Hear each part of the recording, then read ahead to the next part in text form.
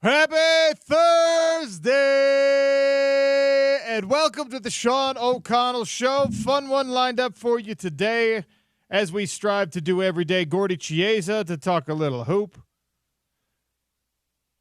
Mekhi Bernard for the Bernard Breakdown. Eric Weddle, the Utah football legend. And then Nate Orchard, another Utah football legend. So we'll pack it in today. Some reactions from that Holy War game. We have not yet heard from Mekhi. We have not yet heard from Weddle. We have not yet heard from Nate Orchard on the heartbreak that was the Holy War. And usually on a Thursday, we're looking forward instead of looking back. Utah fans are having a harder time looking forward to things right now because it has not been a great 5-week stretch. And really, it's been a 7-week stretch when you throw in the bye weeks. It has not been a great 5-game stretch, 7-week stretch for optimism and for forward thinking and for hoping. And the University of Colorado, who awaits you in Boulder at noon Eastern time, 10 a.m. kickoff, they're a good football team right now.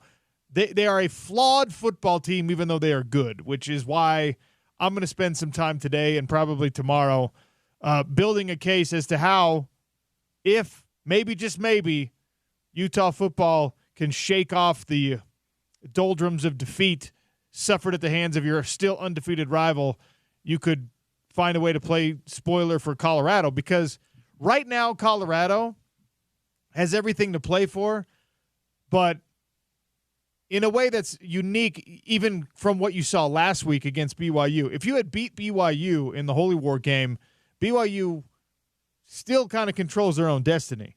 You can take some options away from the University of Colorado if you find a way to beat them. And I know that playing spoiler for a Colorado team that, some of you have probably rooted for or maybe are rooting for right now might not have the same satisfaction as potentially being a spoiler for BYU's undefeated season. Wait, you mean beating their Rocky Mountain rival? The Rocky is Mountain not rival? as big a deal as winning the Holy War game? What? Remember when yesterday we were talking about the in-season tournament, the NBA Cup, yes, and how you have to let things occur naturally and organically? Why we both disagreed with Zachariah as to why we don't think it's awesome. Yeah. You have to make things grow organically. Yeah. Colorado, Utah is a perfect example of that, because when both of those teams, as the Rocky Mountain representatives of the Pac-12 conference, joined in the same season, everyone was just like, oh, yep, there it is. There's your rivalry. There's your rivalry. We're going to sell it. And Utah ended up having more intense rivalries with Oregon, with USC, with Arizona State probably, because they bothered the Utes a little bit. They were like with Stanford. There were like 5 other teams in the Pac-12 conference that Utah developed a little bit more of a natural rivalry with, and nothing even close to the level of BYU, obviously, your in-state rival with 100 years of history. But that was something that was attempted by the decision-makers and the powers that be. Like, the Rumble in the Rockies. Let's call it something. Let's make a trophy for it or whatever. And you know what? I think 2015 maybe was a year that it kind of mattered, because that was Colorado had their great year. And then I can't remember which year it was. Utah only lost to them twice in the Pac-12 era. It might have been 2015 and then the first year. Well, and the first year was when Utah, on a fluke and because USC was under sanction, if they had beat Colorado, Utah would have title game. They would have gone to the title game. So that was like, oh, maybe there will be a rivalry here, because Colorado just spoiled something kind of oddly good for Utah, but it never grew legs, right? No, but yeah, I say that facetiously. But yes, of course, it's going to be hard to look forward for Utah fans when you lose, anytime you lose to BYU, but especially when that's your 5th straight loss. OC, did you realize that 2002 was the last time they lost 5 straight games? A generation of Utah fans has no idea how to handle this. That's actually really crazy, because you look, and there's most guys on the roster now were born after 2000. Yeah. That was Mac's last year, right? Correct. That would have been his last year, because Urban came in the year after. That was the final year, yes. That was the year I graduated high school. Yeah, it's crazy.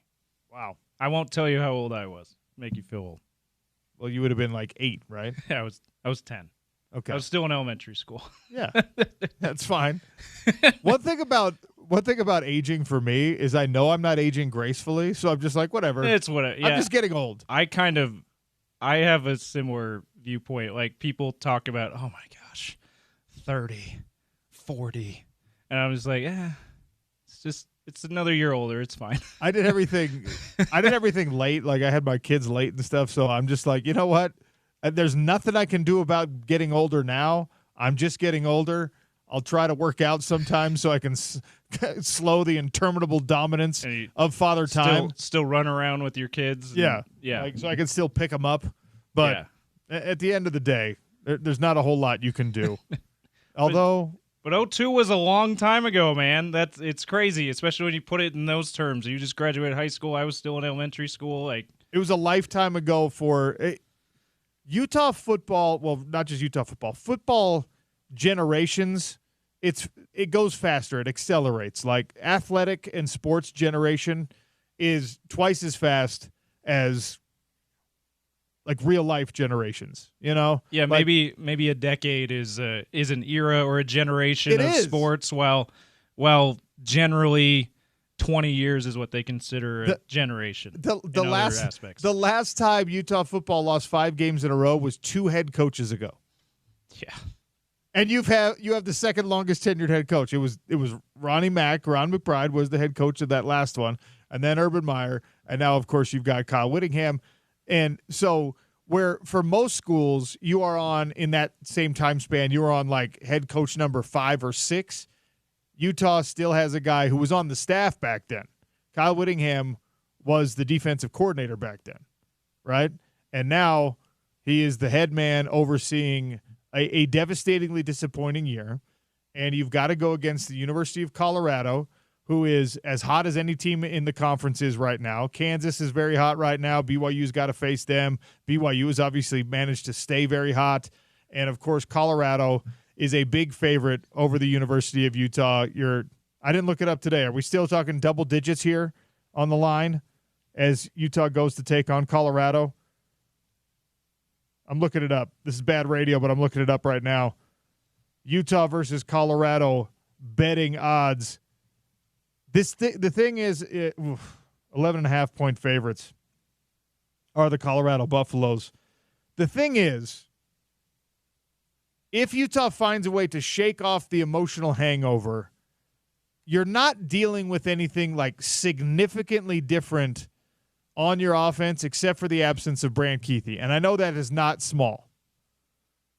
But we talked about the tight end room being so incredibly deep this year that if you were able to survive a major injury to any one like top player, tight end was supposed to be the room that you could, even though nobody wanted to see that happen for Brant Kuithe, tight end was supposed to be the room where you could survive it, right?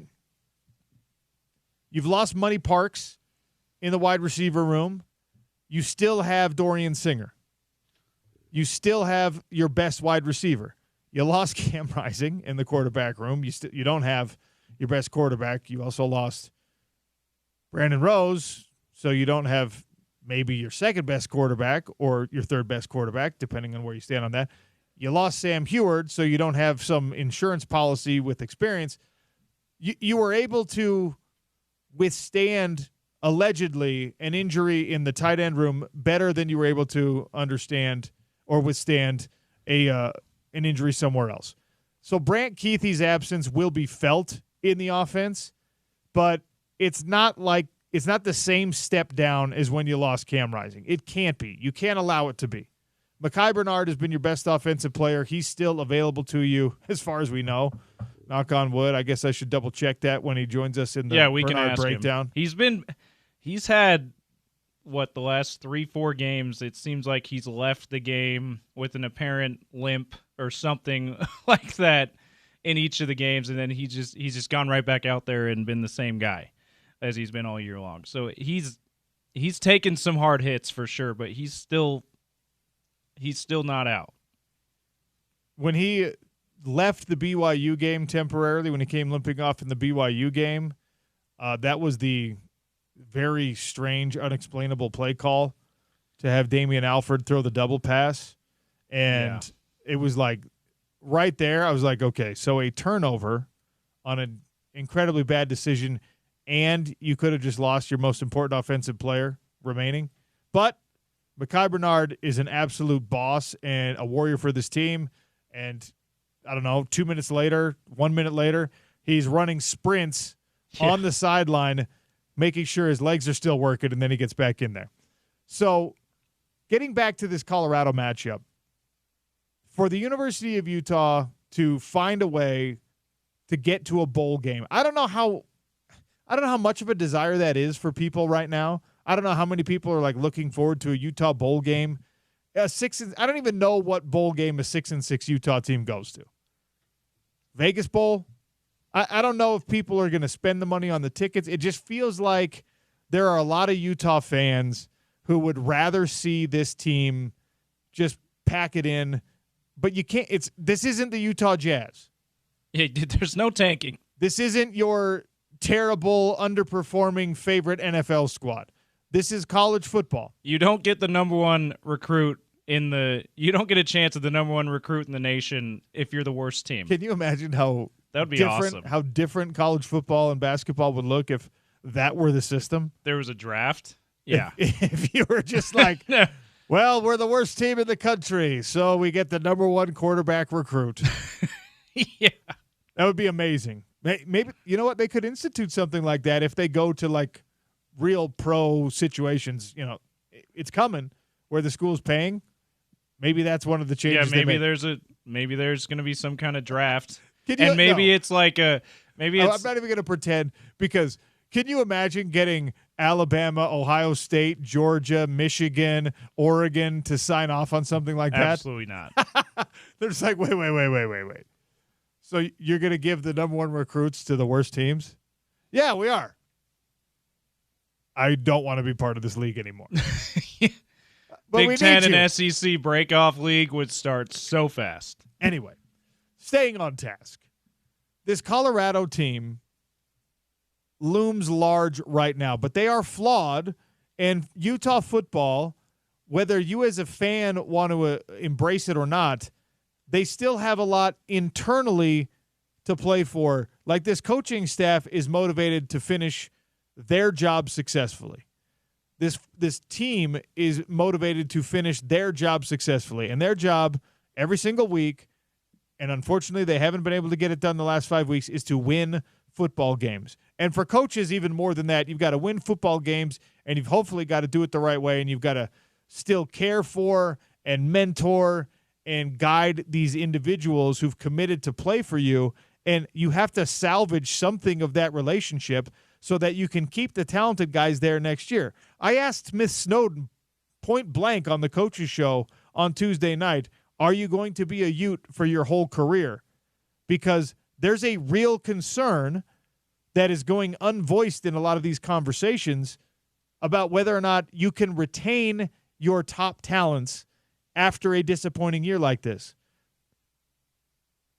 Your recruiting class for this 2025 signing day that's hurtling towards us in mid-December, your transfer portal window opening on December 9th that we already know at least a couple of guys are going to be in. Jalen Glover made the announcement on social media yesterday that he is going to be in that transfer portal with 2 years of eligibility remaining. Like, the ideal situation for Utah football in a far from ideal season is to go through as a coaching staff and say, can this guy help us be better next year? If he goes in the yes column, you got to keep that guy.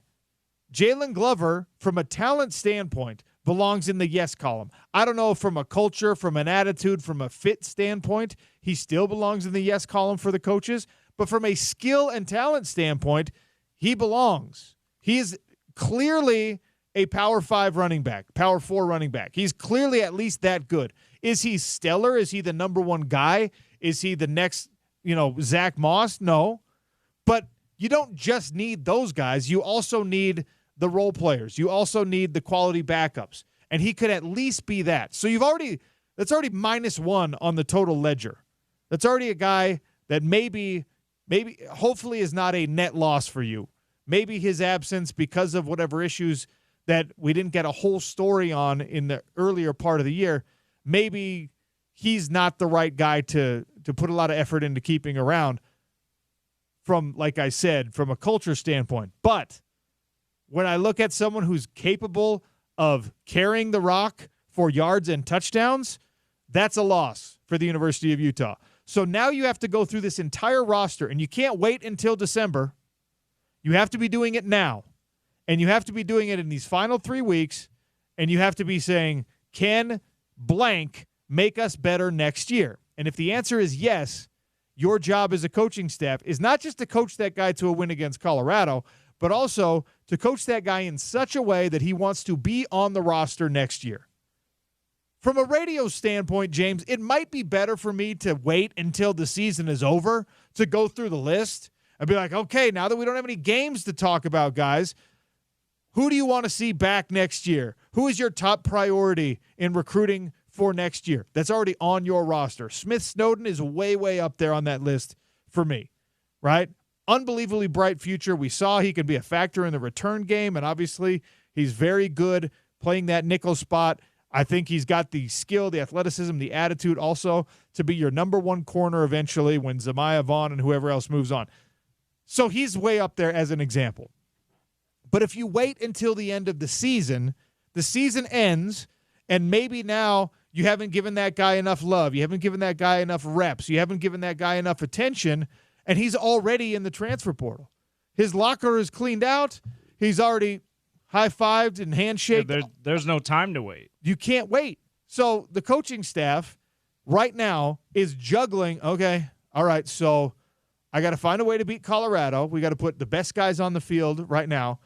The upperclassmen need to be able to finish out their careers, hopefully with some wins and some success, especially the guys who've been around for a long time and have helped us to the greatest years of Power 5 football this team may ever achieve with those Pac-12 conference championships. I got to make sure that I keep those guys happy. But more importantly, and I hate it, it makes me feel icky saying it, but more importantly, these young guys who could be part of our future, the ones who are important, I got to keep them happy right now too.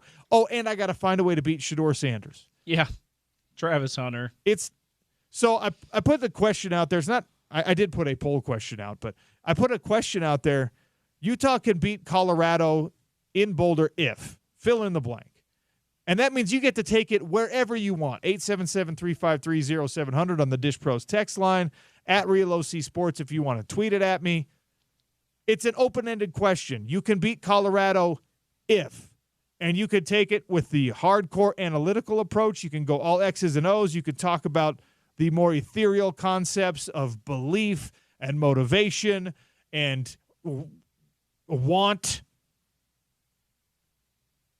At the end of the day, the number one thing for making sure this roster can turn it around in 2025 is going to be finishing 2024 properly. If this team is allowed to pack it away emotionally, if this team is allowed to fold up and wither for these final few weeks, and I told you if you lose to BYU, that's the most likely outcome. Do you understand how devastating the effect could be on the next 3 years of Utah football? It is going to be prohibitively difficult to have a bounce back and recovery if you lose out the rest of these games. And that's regardless of who the head coach is. We could do a check-in every single week, James. I'm not sure today if I think Kyle Whittingham is going to walk away on potentially his worst year as a head coach. Yeah. We talked about this, a month ago? Maybe it was a little less than that, a few weeks ago at least. And I had said, you know what, it might just be a throw his hands up year. Let me be done with this. And you had kind of convinced me, no, he's too competitive for that. I'm still a little bit torn on it because the way he's been talking, I don't think I've ever heard Whit talk the way he has in November, like he has this year. how he's just willing to say this is the most frustrating year he's ever had. There's 3 games left. Like that's usually after the season I've reflected on things, and now I'm going to say publicly, yeah, that year sucked. He's already doing that, but I don't know if that's an indication that, hey, he's feeling like this has worn him down too much and he wants to retire, or if that's an indication of his competitiveness. They're like, no, this sucked. No way I'm going out like this because I don't want to end on a year where I feel like this. We're going to have this conversation every week. Spoiler alert for the remainder of the season. It's good, and probably into the off season until we hear for sure if he's staying. And to me, right now, today, on what are we, November 14th. Right now, where I stand on it, where I sit on it, it's wholly dependent on the way this thing is framed in Kyle Whittingham's mind. If Coach Whitt feels like leaving on a bad note would be any form of quitting, he won't do it because that's not who he is. If he feels like, hey, you know what, it's not me quitting, it's me acknowledging that the time has come and this is the right thing to do for myself, for the program, for the university, for the student athletes, whatever. And for Morgan Scalley, he's thinking about, hey, I want to make sure Morgan can start his head coaching career on a good note and as soon as possible. I'm sure that's part of his thinking, too. But what's more likely in your mind if you're in Kyle Whittingham's shoes right now? Handing the keys to a broken down car is better for Morgan Scalley, or handing the keys to, in 2025, if I can get this thing right and we're a 9-10 win team, then I hand him the keys to that car. That's in the best interest of your heir apparent, right? I don't know how Coach Whitt has framed this in his mind. I hope at some point we have an opportunity to have a candid conversation about this week is not the week to do that. We can talk about it. He's not going to talk about it. But you're right. There is this factor of willingness in communication that we haven't seen from him in the past. I, like you, don't know which way that indicates a leaning. I think, because it might just be he understands now that, like, everybody gets it. Everybody knows the score. I don't need the coach speak around that. I can just be completely brutally honest about how I feel, how this season has went. It's refreshing, honestly. I love that Witt's doing it. So Utah beats Colorado and I want to talk about if they can beat Colorado, because guess what? You were a referee's call, maybe another defensive stop, a field goal away from beating a team last week that is actually much better than Colorado. BYU is a better team than Colorado is. Colorado is a scarier team in one phase of the game. One phase. Colorado statistically, Colorado realistically is scarier than BYU in one spot and one spot only, and that is the passing offense. They could throw the ball around the yard. When their 2 best players, offensive players, are better than you'd argue better than anybody BYU has on offense too. So there's that. But as a team, true. BYU, we talked about leading up to the game. They are the reason why they're undefeated is because they are a really good team. They play together. Not really one guy stands out above the rest. Who has the number 2 passing offense in the Big 12 Conference? University of Colorado. Who has the number 2 passing defense in the Big 12 Conference? University of Utah. If those 2 things, and I know that's not how this actually works, but if those 2 things cancel one another out and you say, all right, that's a wash, the Colorado strength versus one of Utah's many strengths, that's a wash. Now let's talk about where else you can be successful here. Colorado doesn't run the football. They run it effectively enough, but they don't run the football from a philosophical standpoint. They just don't. So Utah's going to have to keep them honest there, but Utah's rush defense has been really good. Their total defense has been really good. Their scoring defense has been really good. And Colorado's defense is middle of the pack right now, which for them has been adequate. Colorado, how do you beat the University of Colorado? You can beat the Colorado Buffaloes if you can slow down the passing offense. How do you slow down the passing offense? You sack Shedeur Sanders. Is this Utah team still good at rushing the passer? Question mark. That should be a definitive yes. Against BYU, you got home 3 times, which is better than average against BYU. Guess who gives up the number one, the number one, how do I say it? The number 1 or the number 16? They're the worst in the conference at giving up sacks on their own quarterback. That's the University of Colorado. Protecting the quarterback. Sacks allowed, they are dead last. Still, even though they bolstered that offensive line aggressively with transfer portal players and with paying one of the top offensive line recruits in the country last year a bunch of money to play left tackle, they still give up more sacks than any team in the Big 12 Conference. Can you get to Deion Sanders' son? The answer should be a definitive yes. Utah can beat Colorado if, fill in the blank, 877-353-0700. You cannot fold up and give away the rest of the season. Not if you want 2025 to mean anything. Not if you want to have decent players on your roster in 2025. There can be no quitting or no quiet quitting, not from a coaching perspective, not from a leadership perspective, if you want this program to survive as even an echo of its greatest self. I'm not giving up. You shouldn't either. 877-353-0700 at Reload C Sports. Opening segment of the Sean O'Connell Show brought to you by Alvy Armani. Check them out at alvyarmani.com. If the hair is thinning, you got the bald spot, the hairline is creeping backwards, you don't have to deal with it. You need to call them and let them help you. alvyarmani.com for any of your hair loss issues. Gordy Chiesa joins us next. We'll check in on a little bit of hoop. Utah Jazz back in action tonight against the Dallas Mavericks, the Fighting Klay Thompsons. It's ESPN 700 and 92.1 FM, part of the Utah ESPN radio network.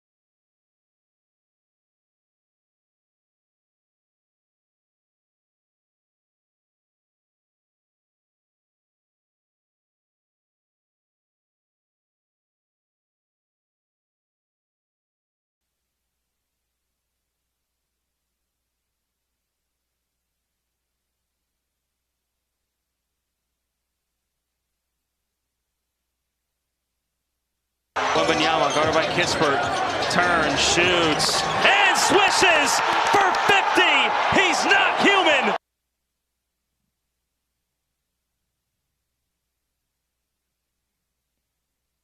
That was a Victor Wembanyama jumper for his 50th point in a San Antonio win over the Wizards last night. 8 threes, also a career high for Victor Wembanyama. Yes, a guy built like that, shooting three-pointers efficiently. Terrifying. Courtesy of FanDuel Sports Network. Jacob Toby on the call. He's not human. That's a great one. That's a good call. Yeah, I enjoyed that call. And Jacob Toby, I think this first year as the Spurs TV play-by-play guy. So getting off to a good start. Gordy Chiesa swings by on Tuesdays and Thursdays during the basketball season. Talk a little hoop. He joins us again. Gordy, how are you? Oh, see, I'm doing fine. Now, you're right. That was a great call. And Sean Elliott, the former Spurs player, is the color analyst with that. And so last night's game was Victor Wembanyama. Let's not forget, OC, he turns 21 this January 4th, 2025. That's the most scary thing about it, is that he's not human, but that's good. But even worse than that, from a Jazz point of view and a competition, he's so young. He was the fourth youngest player ever to score 50 points in a game regular season. The only guys younger were Brandon Jennings, LeBron James, and Devin Booker.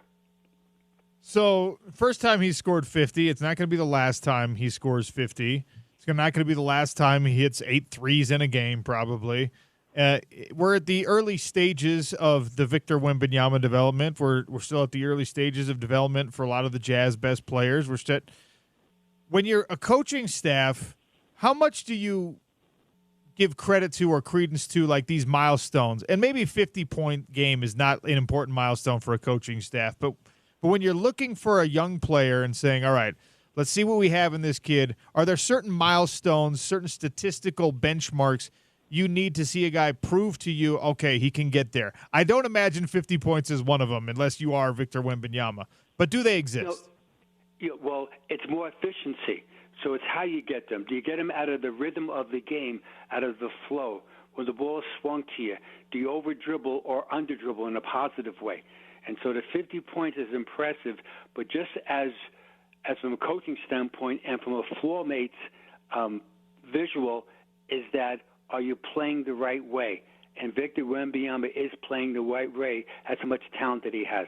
So it's the level of efficiency. You could score a lot of points in a game, but you over-dribble and you take too many ill-advised shots, and everyone else, your teammates, I call them, suddenly become, unfortunately, highly paid spectators. And with the Spurs, generally speaking, they move that ball. That ball on perimeter pops around for the best shot, and last night it was Wembanyama. So if you're a coach on this Jazz staff right now, and you got like a Keontae George, I think is a good example, or a Taylor Hendricks, some of these guys who are really, really young, what's something you want to see them prove they can do consistently in a game? I got this kid, he's going to, he's going to shoot 90% from the stripe every single game. This kid's going to be someone I can rely on for 12 points a game or for 6 assists a game or whatever it is. What are you looking for from these young players in terms of a benchmark? Shooting on balance. So let's say Keontae George, for example, unfortunately, many of his shots are off balance. He's only shooting 32.3 from the field. Yikes. And 29.3 from threes.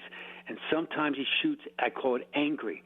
Angry means that I'll show everybody that I can make shots, and that's when you're shooting with your head not on straight, and that's when you really miss. Those rhythms that go from your brain down to the shooting stroke. Unfortunately, right now, he's fighting himself playing versus letting the game come to him. So it's an invisible thing, Sean, as far as how am I aggressive offensively but still be under control. It's that unbelievable thing. The metrics can't tell us that. There's no algorithms. There's no data. It's individually based on your personality. And by the way, who's your teammates encourage you or say to you, what's going on, man? Pop the ball on perimeter. So we want to shoot the Keontae George-type players and Taylor Hendricks. You're looking at them shooting in balance, in rhythm, as far as themselves, as far as their own stroke, but also within a team concept. Our Jazz taking on the Mavericks tonight. I want to get to that matchup here in just a second, but the Mavericks kind of took center stage, or were one half of center stage in the NBA the other night when it was Klay Thompson back against his former team, the Golden State Warriors, the duel between him and Steph Curry, and Steph had one of the great performances against a former teammate probably that we've ever seen in the NBA, although I haven't been tracking great performances against former teammates. You've been around the league long enough to have seen plenty of these matchups. A guy moving on from a certain franchise, and then he faces them for the first time, and, the results go both ways. Do you have a memory of one of those situations beyond what we saw from Klay Thompson and Steph Curry, of course, where a guy was making his debut against his old team? Yeah, with Durant. When Durant came back and played against the Thunder, he was sensational. So he left to go, and he came back to the Thunder, and he was actually great. And so and also James Harden. James Harden has many stops already. His first game back often, he plays tremendous. So both Harden and Durant will be two of those guys that do that. And let's not forget, with Stephen Curry and Klay Thompson, we just saw Sean, you were together in the Olympics when Steph was going crazy in the Olympics with those 4 straight three-point shots. And the other night, it was the exact same thing where in that fourth quarter, Steph was at his best. So Klay gets 22 points. He played very well. Steph was a dominant factor in that game. We talked about it on the show, and it's just like, look, they were the Splash Brothers, but because you're the Splash Brothers doesn't mean your splashes created equally. We know Steph Curry is the multiple-time MVP. We know Steph Curry is the greatest shooter of all time. And Klay Thompson was, I think, a very necessary piece of all those Golden State championships. But it felt like Steph was reminding everyone in that game, hey, I'm the big brother here with the Splash Brothers. And that was really something for me to see, because so often with these players, especially guys who know one another, the rivalries aren't as heated in the NBA. We've complained about this for years, right? Everyone's hugging each other and smiling and all that kind of stuff. It's not that cutthroat Bulls-Pistons kind of situation you had back in the day, but a little glimpse of that with Steph Curry. Yes, he loves Klay Thompson, but he also wanted to kill him on the court. Oh, very much. Well said. And so that's what you want to do. You want to respect your opponent and or your former teammate. By the way, I want to take your head off, literally and maybe even physically. And that was Steph Curry. He reminded everybody at Chase Center that he's the alpha dog in the building, and he was. He's such a unique player, Steph Curry, and he's still going strong. He is the focal point of the Warriors' success right now. They're second place in the West at 9-2, and you get the feeling that they can really go very deep in the playoffs with a really a top 10 roster as far as 1 through 10. So it's impressive. Now, Klay Thompson, Sean, he comes to Salt Lake City today, and he's averaging 14.5 points per game in 30.5 minutes, and he's a big part of their offense right now. What's interesting, though, if I was counseling Klay Thompson, as good as he is as a shooter, I would try to counsel him, Sean, to go also catch and go drive to the basket. He's only taken 9 free throws in 11 games. I mean, total minutes, 335. So 335 minutes, he's taken only 11 free throws. Let's put it in context. Last night, Giannis gets 59 points in that game. He shot 17 free throws in one game. Wow. And so he's relying, Sean, only on perimeter as far as catching fire.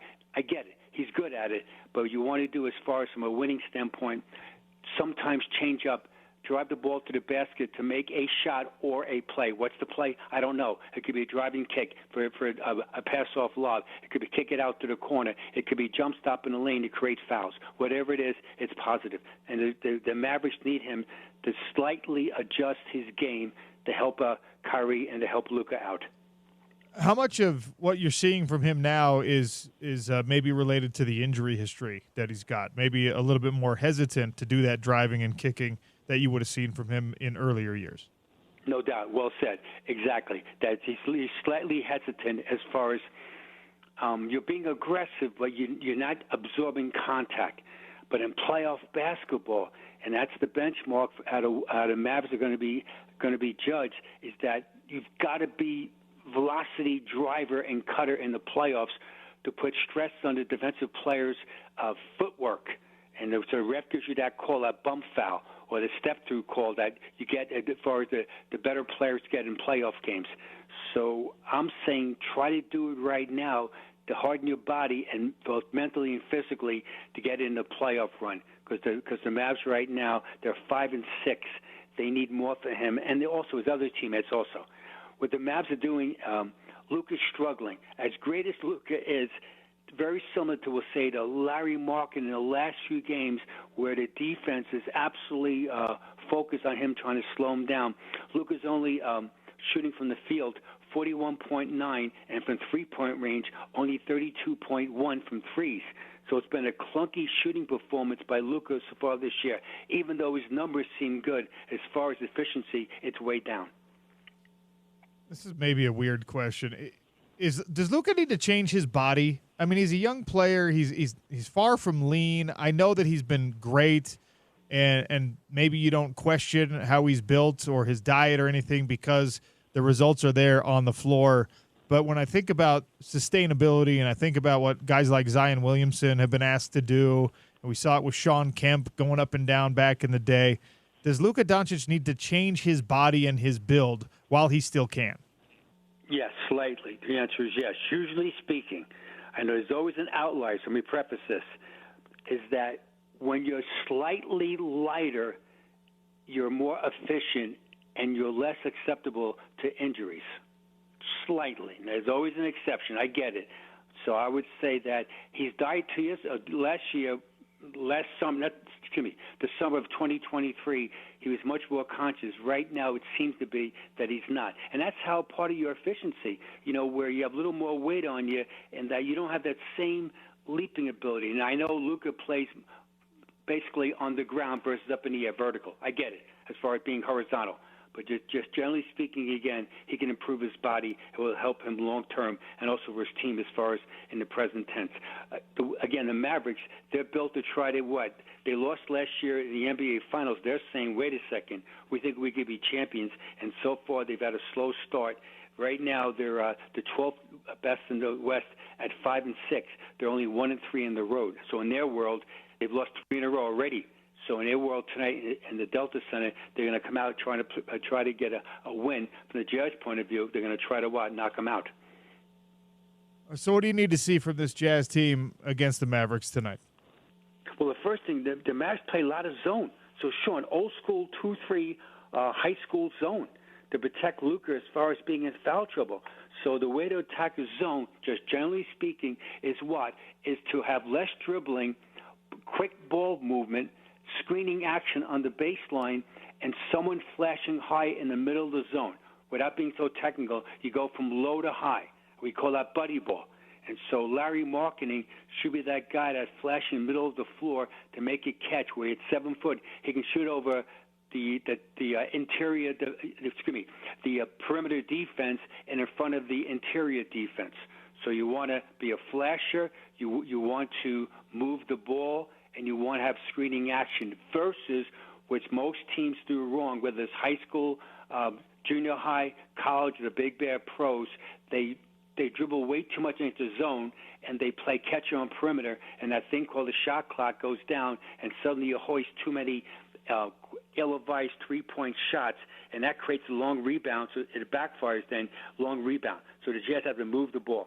The Jazz are last in the NBA as far as shooting at 42.7, and at a 29th least scoring team in the NBA at 105.7 points per game. Only the Pelicans, who have had major injuries, are worse offensively, and the Jazz commit the most turnovers in the NBA at 17.4. So that's the formula, unfortunately. So the Jazz got to try to correct that, and hopefully it starts tonight as far as less turnovers, better ball movement, understanding the shot clock, dramatically less playing laterally. So, again, the teams that don't score points usually play laterally versus going forward. Gordy, before I let you go, what's the list today? The list today, Sean, is the Dallas Mavericks. They're in town right now. The top 10 Dallas Mavericks players of all time, just top 10, just quickly. For the younger listeners, the Dallas Mavericks started as an expansion team back in 1980-81. That was their first year. The expansion fee, Sean, was $12.5 million to enter the NBA. Oh, by the way, with the new expansion eventually, we'll say 2 or 3 years from now, it will cost the new expansion team fee to get to the NBA roughly $950 million for the privilege to get into the league. So back in 81, it was 12.5. We'll say in 2027, I'm guessing it might be $950 million. Here we go. Number 10 all time as far as a Mavs player, Brad Davis. Number 15 jersey retired. He's second all time in assists and in games played. Number 9, he works for the Utah Jazz right now as the assistant coach. Tremendous career with the Mavericks, 9 years. Jason Jet Terry, NBA champions 2011, the NBA sixth man back in 2009. Number 8, Mark Aguirre, third all-time franchise scorer. Number 7, Michael Finley with the Mavs 9 years, two-time All-Star, fifth all-time franchise scorer. Number 6, is in the Hall of Fame. He did some serious damage with the Phoenix Suns also. With the Mavs, though, 6 years, two-time All-Star. We're talking about Steve Nash. Number 5, he's the head coach of the Mavericks tonight, one of the all-time great players. He's a Hall of Fame inductee, NBA champions back in 2011. He's a master of points, assists, and steals. We're talking about Jason Kidd. Number 4 all-time in Mavericks history is number 12 jersey retired, all-time franchise leader in assists and steals. And from a quick side note, he's the color man on broadcast on TV for the Dallas Mavericks, Derek Harper. Number 3, this guy had a sweet shooting stroke. Number 22 jersey retired in the Raptors, 4-time All-Star, second all-time leading scorer, Orlando Blackman. Number 2 all-time, and this is interesting, number 2, 21 years with the Mavericks, all in one franchise. He scored 31,560 points as for the Dallas Mavericks. He mastered the art form of a one-legged step-back jumper at 7 foot tall. We all know him and respect him. NBA champs back in 2011, Dirk Nowitzki. I thought he was going to be number 1. Ever, Dallas Mavericks player, and he'll play tonight in the Delta Center. He has a tremendous all-around game. He's so young. He's only age 25, 5-time All-Star, perennial MVP candidate, future Hall of Famer. His number 77 jersey will be retired someday in the Raptors. He's the pride of Slovenia, Luka Doncic, as the greatest ever player of all time for the Mavericks. Sean, quickly, just one quick note, which is really interesting about the respect in the NBA. The Dallas Mavericks retired Kobe Bryant's number 24 Laker jersey in tribute to Kobe's greatness as a competitor on January 26, 2020. His number 24 jersey will never be worn by a Dallas Mavericks player. Wow. Mark Cuban did that. So Kobe Bryant's 24 number jersey for the Lakers is in the Raptors in Dallas Mavericks folklore. I did not know that, actually. That's what a tribute to an opponent and one that hurt you plenty of times, nonetheless. Yeah, amazing. That's great sportsmanship. Very much. Again, big bad NBA, big bad NFL. Yeah, the people respect each other because they know it's so hard to be good, that consistent for that long. And anybody that's ever played the game or coached the game, whether at a high level, you respect the competition because you know the price they paid to get where they were and to maintain high level of excellency. I'm talking about you also, my dad. Gordy, you're the man. Always appreciate your time. Thank you. Thanks, Sean. Peace out. Gordy Chiesa, our resident NBA insider. Jazz Mavericks tonight at the Delta Center. They got the hardwood laid down over the ice because last night it was Utah Hockey Club in action. That's what we're going to talk about in the hot lunch. But reminding all of you that if you're like me and you've decided this brunch game that is going to happen with Utah and Colorado calls for you to prepare some brunch. I'm talking about French toast. I'm talking about bacon. I'm talking about scrambled eggs and fried eggs. You're probably going to have to run to the store. You're probably going to have to stock up on those groceries. Make sure you're doing so at Smith's. Your neighborhood Smith's has an app now that unlocks up to $600 in savings every single week. If you're not using the app, you need to be using the app. So if you're getting ready for a tailgate, you're getting ready for a little brunch game, you're getting ready for dinner, maybe you're hosting a holiday party, Friendsgivings are being planned right now. Use the Smith's app. It is the easiest way to save on all the great food and the great drinks for game day and beyond. Smith's, fresh for everyone, and the official grocer of the Utah Utes. The Hot Lunch is next on the Sean O'Connell Show. This is ESPN 700 and 92.1 FM, part of the Utah ESPN Radio Network.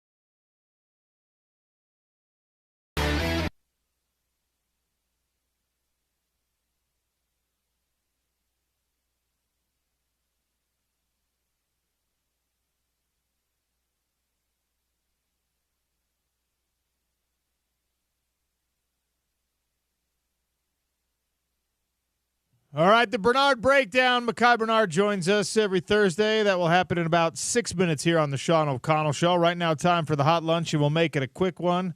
Brought to you by Jersey Mike's Subs. Every sandwich, fresh sliced right in front of you. Cheesesteaks made to order on the grill. They've got the sub in a tub. If you're watching the carbs, what are you waiting for? Jersey Mike's, a sub above. You know what? Today, in honor of Karol Vejmelka, let's go with a veggie. Let's go with a veggie sub or a veggie sub in a tub or a salad or Gordy Chiesa's favorite portobello and mushroom. Portobello and mushroom? The portobello mushroom. My bad. The portobello mushroom hot sub. He loves that one. That's more of a veggie sub. That's actually great. Anyway, veggie, I say that because in goal last night for the Utah Hockey Club, Vejmelka went 49 saves on 50 shots from the Carolina Hurricanes, who've been scoring at an incredible clip. They are number 2 in the NHL in goal differentials. They are number 1 in their Metro Division in the East. This is a good squad, and 4-1 Utah Hockey Club, baby, on strength of a couple of Bukestad goals. His first 2 goals of the season happening in the same game. Sergachev gets on the board as well, and of course, it was really the story was Vejmelka in goal.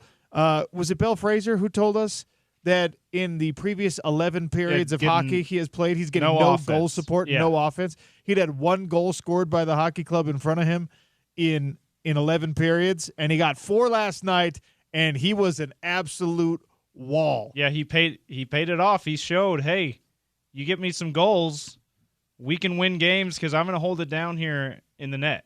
There were that was amazing. 50 shots on goal. There were like 70-something shot attempts by Carolina. And Vejmelka was just impassable. It was beautiful, man. It was absolutely incredible. You had the awesome fight, 5-minute major plus 2 minutes for instigating. And here's what I didn't like. Drury, the Carolina player, didn't even get penalized for the fight. They said, he didn't engage. Yeah, because he got his ass kicked. He wanted to fight. The referees had to hold him back from going at it again, but they didn't even give him a penalty. Yeah, that's not enough engagement. That's crazy. That's stupid.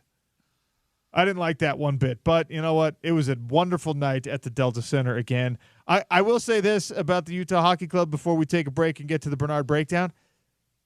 They might be in that category of teams right now who is playing to the level of their competition. Yeah. You know? You could find a way to fall asleep and give up 4 goals in like 5 minutes against the San Jose Sharks, who are pretty bad right now. But then you go up against a really good Carolina squad. You beat them. You went early in the season. You went on the road, and you beat the Rangers at their place.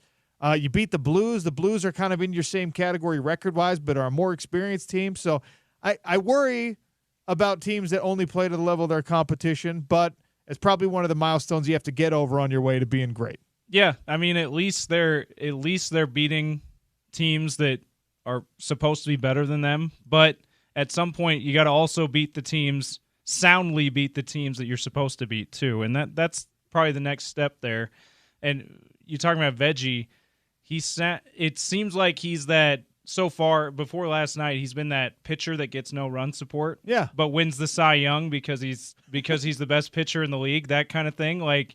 He's probably not the best goaltender in the league, but that's kind of how he's been playing. He's been playing really well at goal. He just hasn't gotten any offense until last night, so it's a unreal performance by him, and good job by the rest of the team picking him up and making sure they get the win. Well done, Veggie. We'll have a Veggie sub from Jersey Mike's. We're going to get a highlight from one of his great saves later in the show, too. We'll maybe revisit this a little later in the show. Why didn't you do all 49? You know what? That might have taken all show. Why did you cut this out for all 49 of his great saves, James? We might not. You know what? Next time. No show today. We're just going to have every single one of Vejmelka's saves. How about that? Welcome to the Sean O'Connell Show. Here's Vejmelka. And then just 49 saves in a row. Here's SCG Media's call of every one of Vejmelka's saves. Here's sound from a competitor. Go for it. All right. Take a break. We'll come back with Mekhi Bernard, Utah offensive captain, best offensive player on the team right now. Holy War loss and Colorado ahead. Wow. Lots to discuss with Mekhi Bernard on the Sean O'Connell Show. You're listening to ESPN 700 and 92.1 FM, part of the Utah ESPN Radio Network.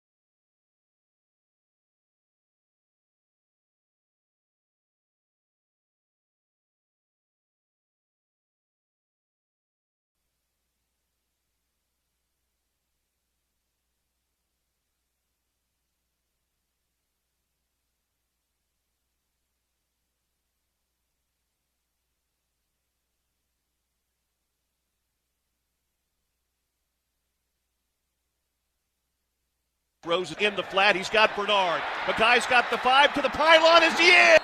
Touchdown! Touchdown! Touchdown, Mackay Bernard! He reached for the pylon and found it.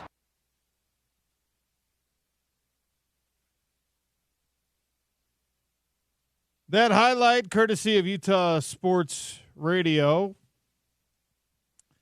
That was Bill Riley on the call. Holy War game, you know how it went. I don't want to keep driving that home for everybody. Very, very close affair, and a lot of positives to take away from it, even though ultimately a loss for the University of Utah. Now they're getting ready to take on a tough Colorado team in Boulder. Early kickoff.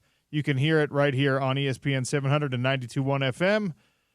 And Mackay Bernard, the offensive captain, joins the Sean O'Connell Show for a Bernard breakdown. Mackay, welcome back. How are you, sir? I'm doing good this week. How are you? Doing all right.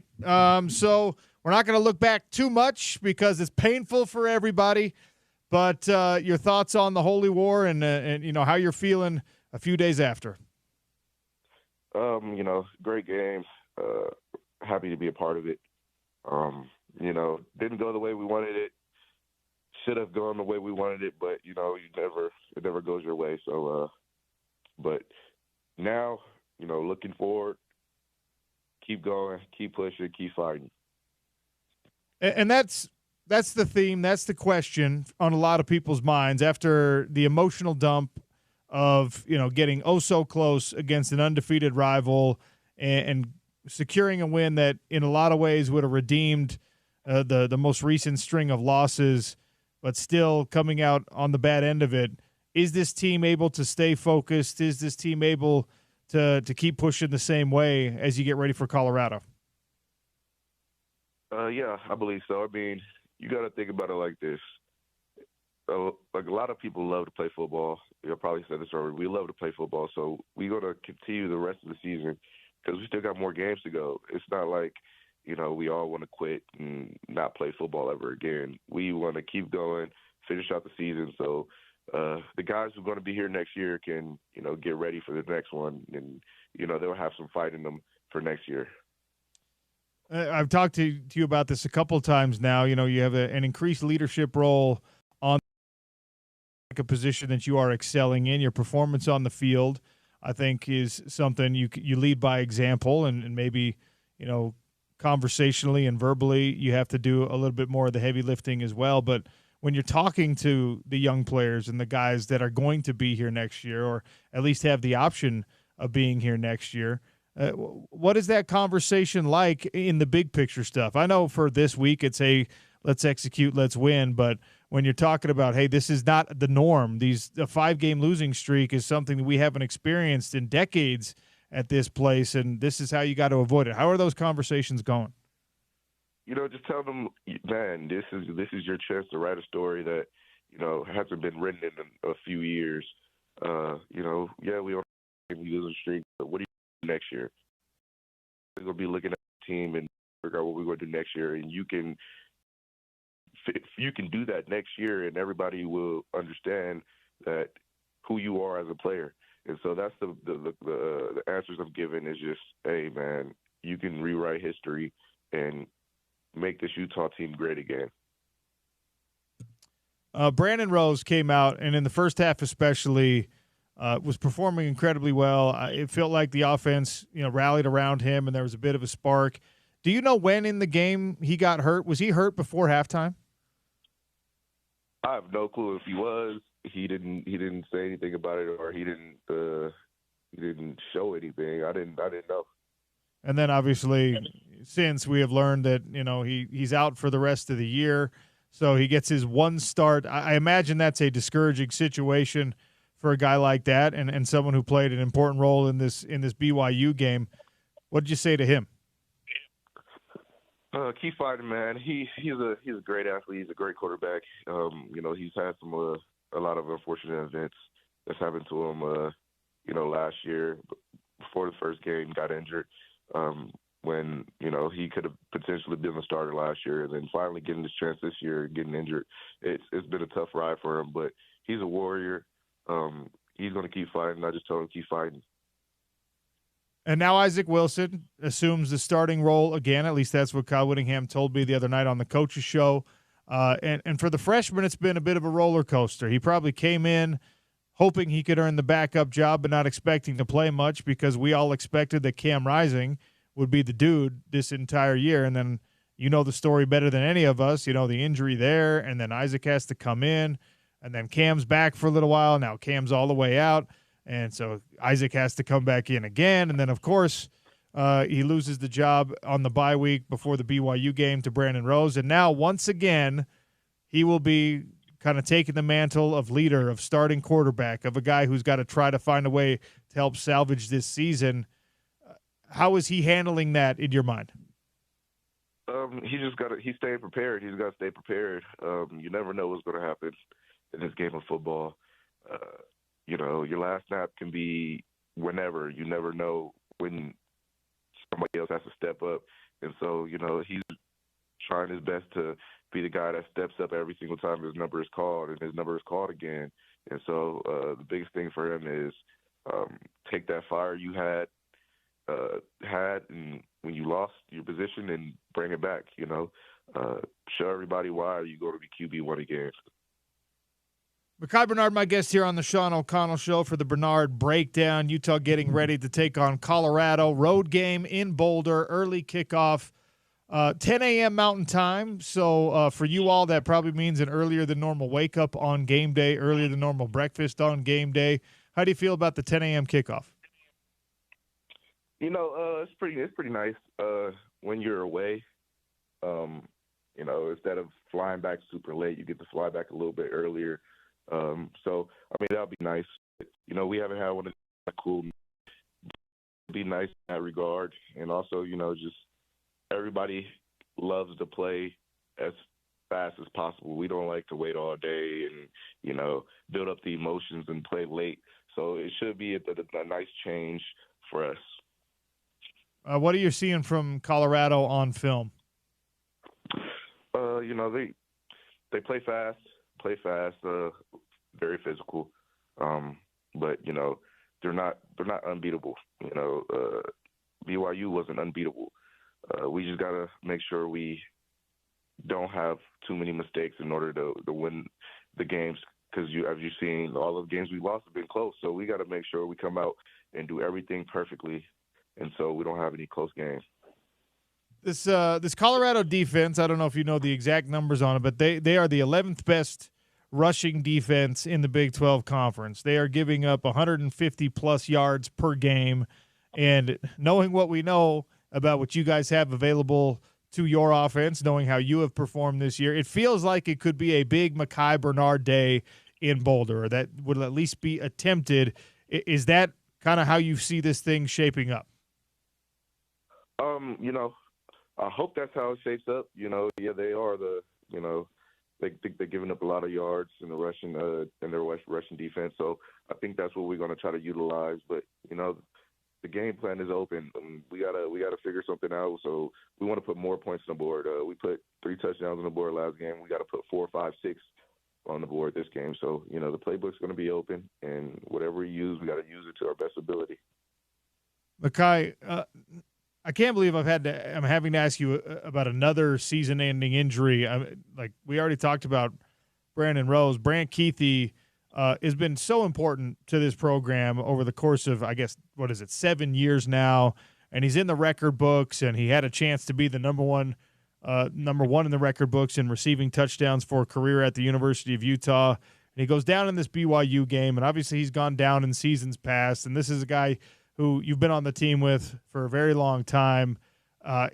When you're watching that happen, and when you're seeing his reaction to it, how does it make you feel knowing that guys like Cam Rising have gone down after all they put into this program, and now Brant Keithy as well? What's it like for you? It hurts a lot. I think the reason why it hurts me a lot is because I think about it like this. My body's been put in positions where, I may have had a season-ending injury in the game, and I was blessed enough for it not to happen. And so I see guys like Brant Keithy go down, and I see him in the training room every single day trying to make sure his body is right so he can get out there and play and practice and do all the above. And so when I see him go down, and it hurts me because I see how much effort, pain, tears, blood he's put into it. And for it to not go his way, it really sucks. We saw Micah Pittman put out a little video talking about how much he put his body on the line this season. Obviously, we know the guys that have sustained injuries. We know that you put your body on the line. You know, we saw in the BYU game, you came limping off for a little bit, and I was down on the sideline when it was encouraging to look back and see you kind of running back and forth, testing it out. And now college football, look, the general fan has more awareness of the cost on an athlete's body than was the case, 20 or 25 years ago, because of social media, because of how often these stories are told now. A lot of people are familiar or think they're familiar, feel like we have the knowledge now of like, man, it's a big sacrifice, and you are being asked a lot in order to go out there every single week. When you see teammates that have to make that executive decision, so to speak, like Pittman did and said it's just not worth it anymore. What's your reaction to that? Because obviously nobody's 100% healthy this time of year. I imagine that you're sore after every game. I imagine you don't feel all that great today. And when you watch people on your team, on other teams, either being forced to or deciding to make that decision like, hey, this is just not worth it anymore. What are your thoughts? I mean, you got to respect it. It's sometimes I wake up in the morning and I can't get out of bed because I'm in so much pain because, the game or practice, whatever. But I continue to keep going because I'm so close to my goal of, making it to the NFL or being on a team or whatever you want to call it, that I force myself to get up out of bed and go to practice and play through injury and things like that. So, it takes a lot of guts to call it. You have to be in a lot of pain to call it. And, I've been in those situations before. I talked to Micah Pittman about it, and he was just like, man, I was trying, but it just hurt too much to just continue. And so I respect his decision. That's my brother for life. And, just seeing guys who do that every single week and make that decision to go out there and play, or the hard decision to hang him up, it's hard. Not the same exact decision, but Jalen Glover made a decision this week to move on from Utah football, and he says he's going to be entering the transfer portal, and he's shutting it down for the rest of the year. Did he consult with you before you heard about this? Yeah. We talked about it a couple times. That's my guy too. So he wanted to be able to start fresh. He didn't have the year he wanted. So he really wanted to start fresh. He loved the program. He loved our coaches. He just needed something fresh.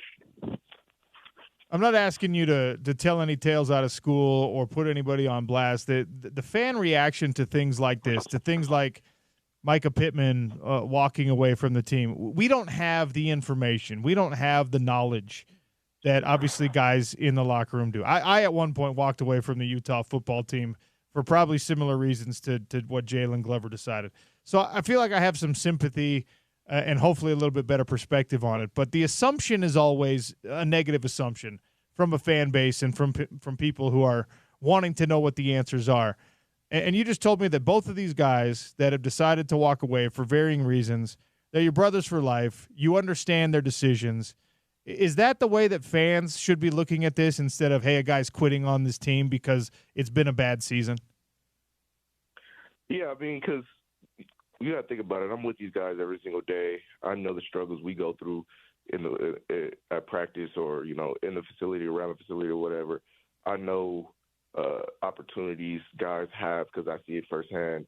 And, for guys like Glove, he wants a fresh start, more opportunities, which he hasn't had this season. And so, the fans, they don't see that side of the story. But, I understand why the fans feel some type of way, but, they're not in our lives every single day. They're in our lives online.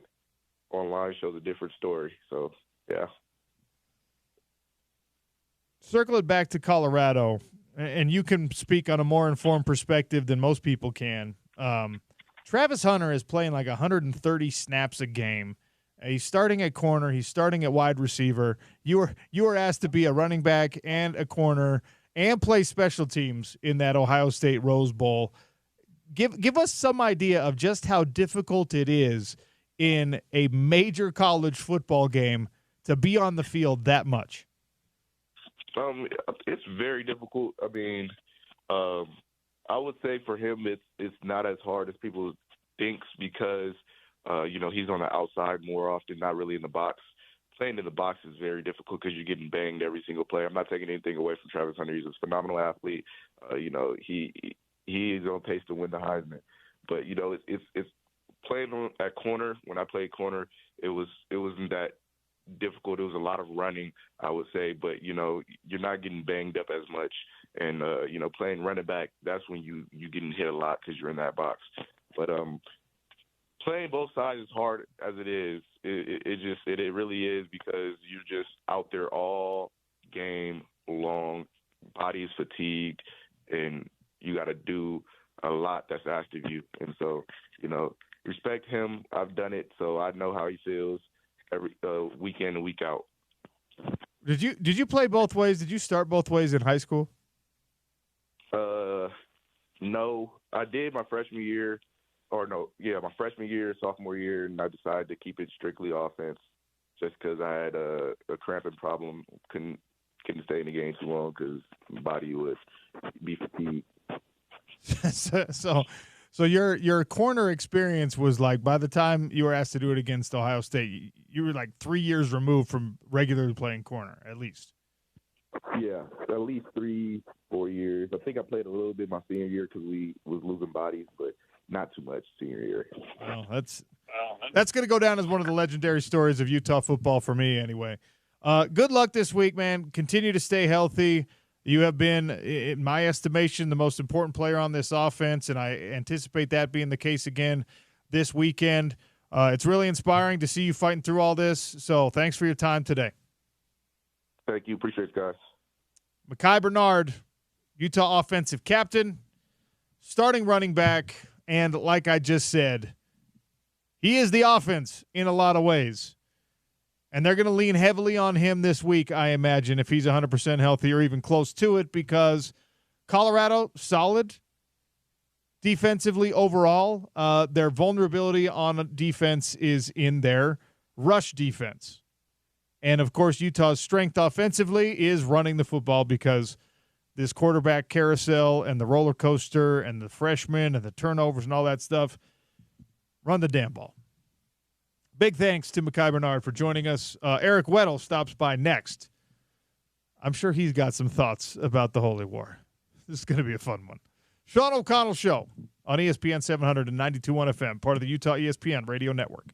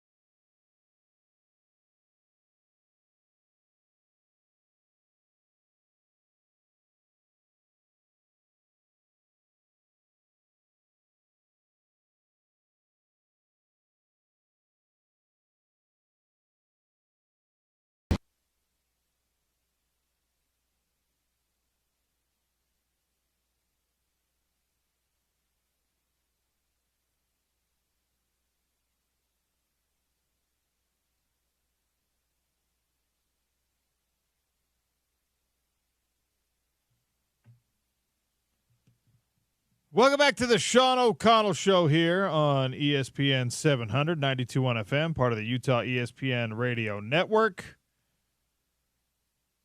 Time to check in with Eric Weddle, our guy, Utah football legend, someone who I know was suffering through those final moments of the Holy War just like the rest of us.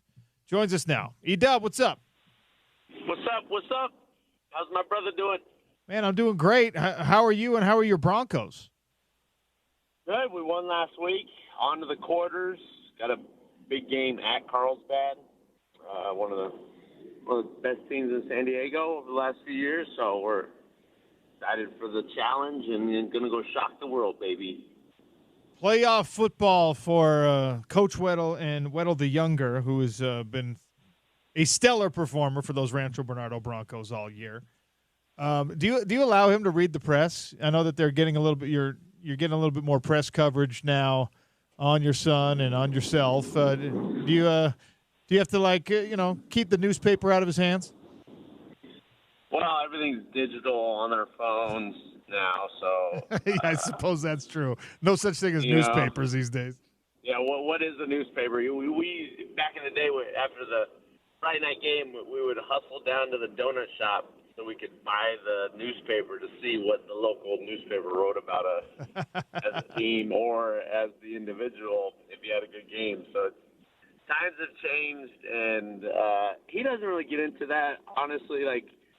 He has a Twitter and Instagram, but he can only access it on our phones, so he very rarely goes on it. And so he's just kind of going with the flow. He's not really wrapped. Do his thing and play good football and be better every day. So he's got a big challenge. Obviously, he's important on both sides of the ball. And if he plays well, we'll have a good shot. If he doesn't, then probably chalk it up as an L. So hey, but we like that pressure. No pressure for the young man. Anyway, let's move on to this Utah football team. So close against BYU. Your thoughts on, first of all, on the holding call as a guy who played the position at the highest levels, defensive backs at that line of scrimmage, contact, hand fighting. This one brings a hold call that extends the game for BYU. What did you think? Well, yeah, I felt like the entire game, I thought we put ourselves in a position to compete, for one. I knew we would come out and fight and try to put a good product out there, even though we haven't been very good this whole season. And BYU has been, they've had some close games here and there, but they've won, and credit to them. So the way the game went was kind of to be expected. I felt our defense would give them problems on offense, which it did, and maybe showed some iniquities or maybe the explosiveness that they were, maybe not so much, but we are a top 10 defense, so give credit to that side. At the end of the game, you look at it, fine tooth and nail, comb and, you're going through all this stuff. Was it holding? Yeah, I mean, that by the letter of the law, it is a holding, but oftentimes, did that have any meaning to the play itself? Did it affect the play in that moment? No. And so oftentimes I've been in those situations where the ref has that call to make, and it's a judgment call with the situation, with what's going on in the game and how late it was thrown. Optics just doesn't look good again. So it's just unfortunate. I felt, for the boys that play in the game, hey, but the bottom line about all of that, right, my opinion, I think it should have been thrown no with the way the play ended up. The first, the side judge the sideline is the one that's looking at that receiver in that situation in the late. By the letter of the law, was it a hold? I guess, yeah. There should have been 25 holding penalties in that game on both sides. if you're going to call that one. But at the end of the day, we scored in the second half. Their offense didn't score, didn't do crap in the second half. So am I going to blame this loss on a holding call that should or shouldn't have been called? No, I'm going to blame it on not taking advantage of our opportunities and scoring when we needed to score when our defense gave us a chance to win. That's what I'm doing. And I think that's the bigger picture concern. That's something that you have to come away from this game and say, well, yeah, I mean, that was an unfortunate timing, but if you even get a field goal in the second half, the point is moot. If you score on either of those drives where you have great starting field position, 50 yards and in, you don't have to worry about the referees. Scott Mitchell said it. You got to be so good, you got to be so big, they can't take it away from you, and Utah certainly had an opportunity to do that. Look, you have been part of more football games than most people on planet Earth, so you've had more opportunities to be the beneficiary and the victim of questionable referee calls. The momentum shift and the air that got let out of the building was another interesting thing there, because even though the drive gets extended and even though they got a fresh set of downs with a minute left, they still have plenty of field they've got to cover. And, the very next play could have been a Utah interception, but can't quite get it done. Have you ever been in that position where you think you got the drive stopped, you think you got the game won, whatever, and then you go out and you make 4 more plays or 3 more plays and you get them off the field anyway? Yeah, I mean it was definitely deflating, and the momentum and all that stuff. That is true, especially for 18 to 22-year-olds. They don't. How do they manage their emotions? How do they reset? How do they channel and focus and reset the mind? That's a learned trait, Sean. That's not just something that you just expect these kids to do, right? Like, that's what professionals do. And that did have an effect, and we didn't make the plays, and BYU did. So at the end of the day, they took advantage of the ops, whether it was right or wrong, right? Whether it was correct or not, they took advantage, and we didn't. And coming away, that's been the story of the season. That's been unfortunate of how things have gone. And we're just an average to below average team that will be lucky to be bowl eligible at this point. And it's real unfortunate with the expectations that we've had this season. But, you live, you learn, you move forward, and you'll get back to the drawing board as a coaching staff and as an organization and figure out where it went wrong. How do we improve? Look at yourself first. And how do we improve and get back to our standard of playing football, both on and off the field, because that's ultimately what's most important, how we're growing and teaching and mentoring these boys to be men, and to use this as motivation. Eric, one of my guests here on the Sean O'Connell Show, talking a little bit of Holy War, and now the focus is on trying to find a way to get bowl eligible, and you got to win 2 out of these last 3. Easier said than done, especially given how good Colorado has looked these last few weeks. Offensively, they're putting up big numbers in the passing game. They have some incredibly dynamic talents. They got at least 2 first-round draft picks on this team, 1 at quarterback, 1 at wide receiver, and at corner. I don't know where you want to start there, but let's talk about Travis Hunter. I think he deserves to win the Heisman Trophy this year based on the body of work already. All conference, maybe All-American on both sides of the ball. What do you think of him, especially as a guy who's played at the highest level and did so for a long time? I mean, he's incredible what he's done. I think he's not sure. I haven't watched some of the games the past few weeks if his output has stayed up to what he was the first half of the year, playing every snap and the dominance he'd been doing on both sides of the ball. I don't know if he's kept that clip up, but regardless, he's just like, he's transcended the game. I mean, who in their right minds would sit here and say that someone could play every snap college football and be a dominant force on both sides of the ball? It's never been done. You spot played.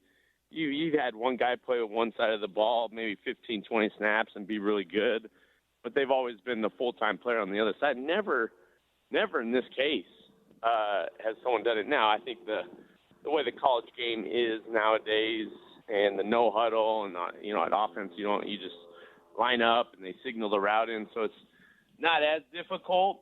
But man, the feet, he's an incredible talent, so he should walk away with the Heisman.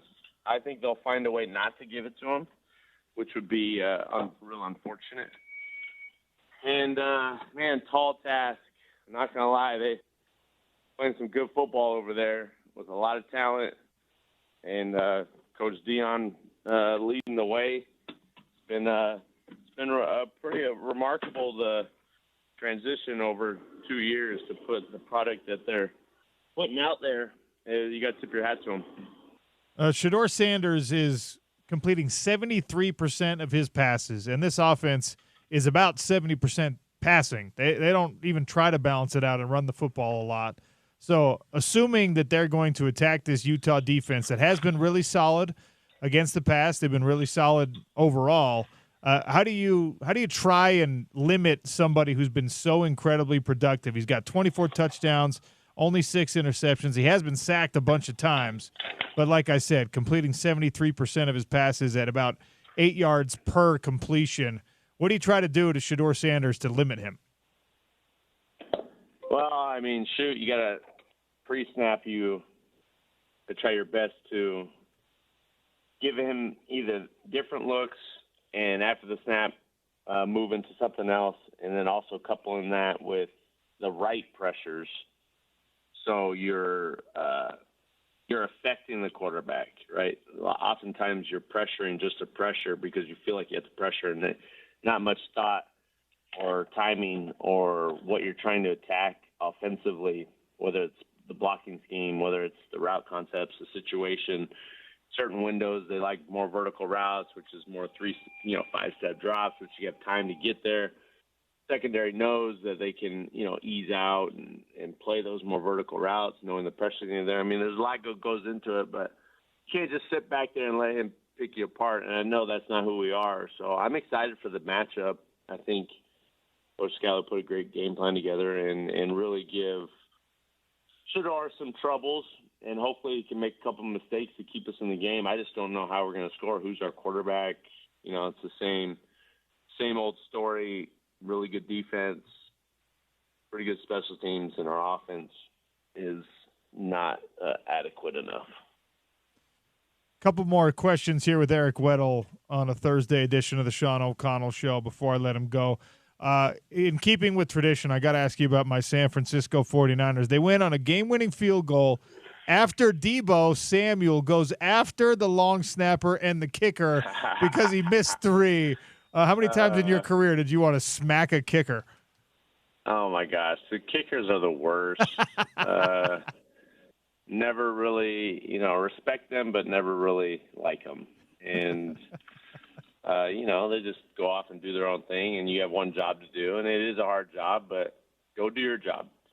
And so it's nice. Honestly, it's nice to see a little accountability for all position groups. And, would I pushed him or grabbed him or did what he did? No, but I don't mind the accountability from one of your captains on do your dang job. We're relying on you and shouldn't even be in this position. So I think it was funny and comical. I love how so many people get bent out of shape over it because they have no clue what it's like and never played the game and how those things happen. I'm sure in the locker room they hashed it out and it's not even a big deal.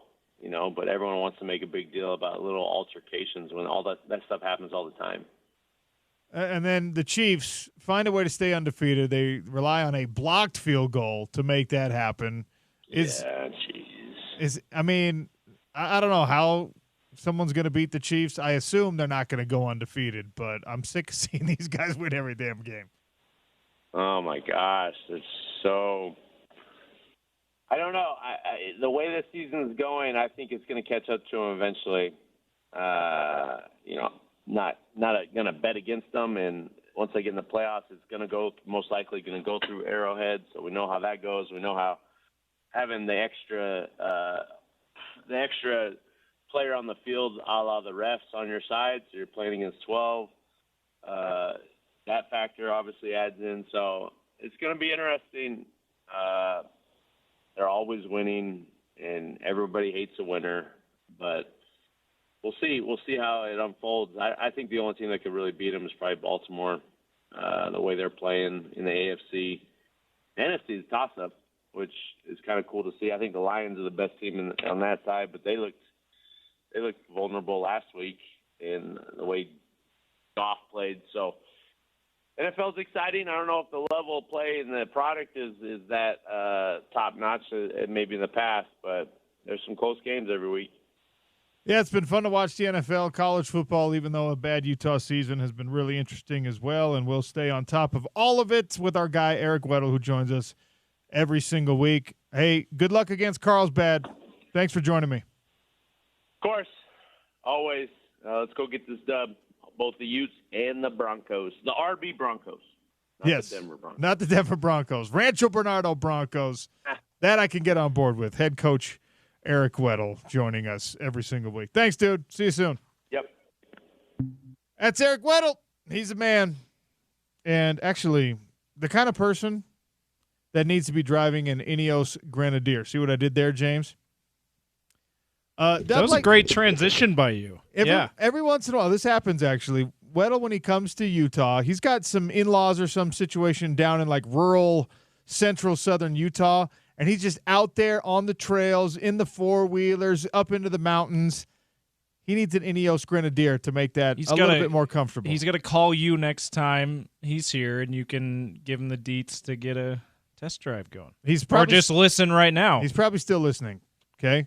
The Warner Ineos Grenadier dealership is at 2400 South, 5600 West. I know that they would hook up Eric Weddle, but you don't have to be Eric Weddle. They will hook you up as well, let you take this thing on a test drive, let you really test out this vehicle.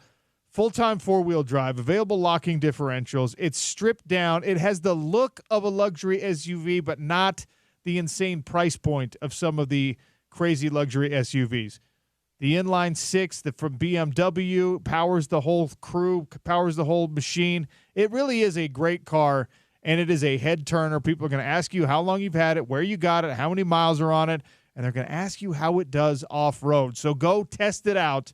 Tell them that OC sent you at the Warner Ineos Grenadier dealership. That's 2400 South, 5600 West, or go to WarnerIneosGrenadier.com. They have all of the models, and they have all of the colors available, so anything you're looking for. But again, make sure you tell them that ESPN 700 and 92.1 FM sent you. All right. I want to talk a little bit more about this Colorado matchup and more about Travis Hunter. How do you take away one of the best players in all of college football? I'll give you some of his stats, and we'll probably just laugh together about how ridiculous it is what this guy is pulling off this year. Part of our Big 12 at noon coverage brought to you by Mountain Land Supply. Go visit them at mountainlandsupply.com. More of the Sean O'Connell Show on 92.1 FM and ESPN 700, part of the Utah ESPN Radio Network.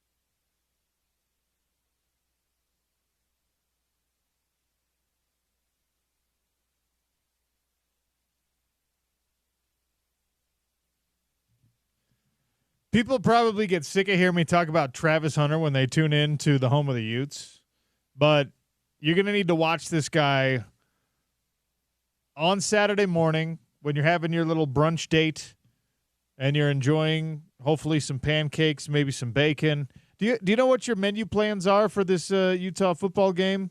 Because it's 10 a.m. kickoff.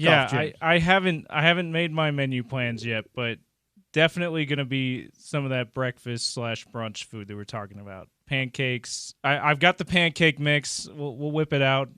Can I Maybe give you some waffles or pancakes? Yeah, give me some suggestions. Can I give you another suggestion? Yeah. Instead of cooking and making a mess of your own kitchen, give Canyon's Edge Sports Pub a call. Oh, yeah.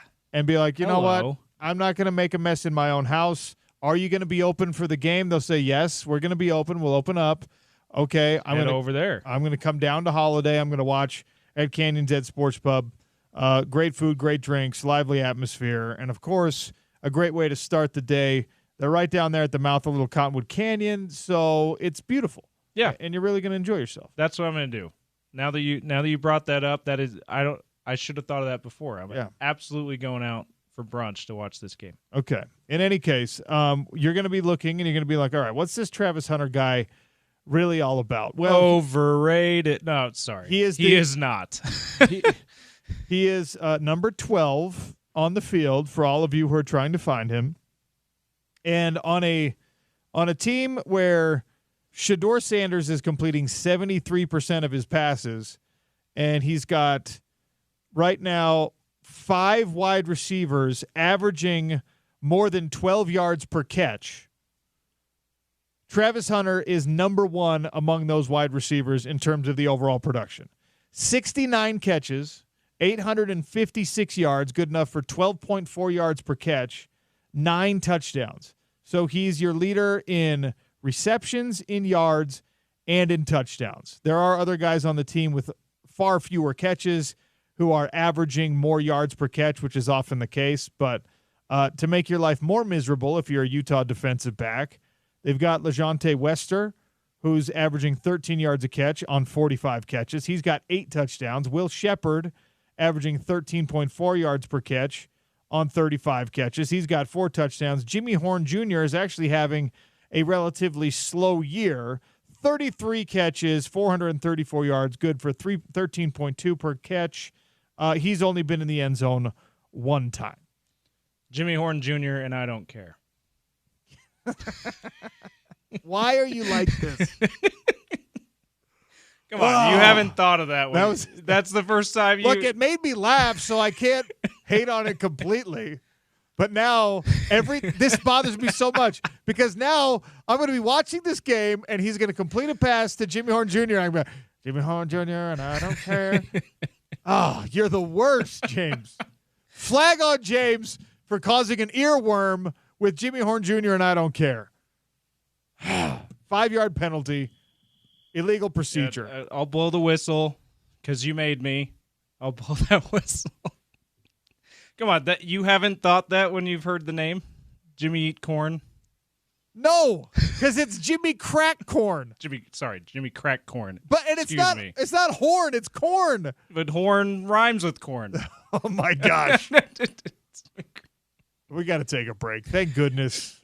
Nate Orchard is going to join us on the other side. One thing you can do to try and slow down this prolific Colorado passing attack is you can get to Shedeur Sanders. You can sack him. Is Utah going to be able to do that? We'll discuss with the mayor of Sac Lake City, who joins us next on the Sean O'Connell Show. ESPN 700 and 92.1 FM, part of the Utah ESPN Radio Network.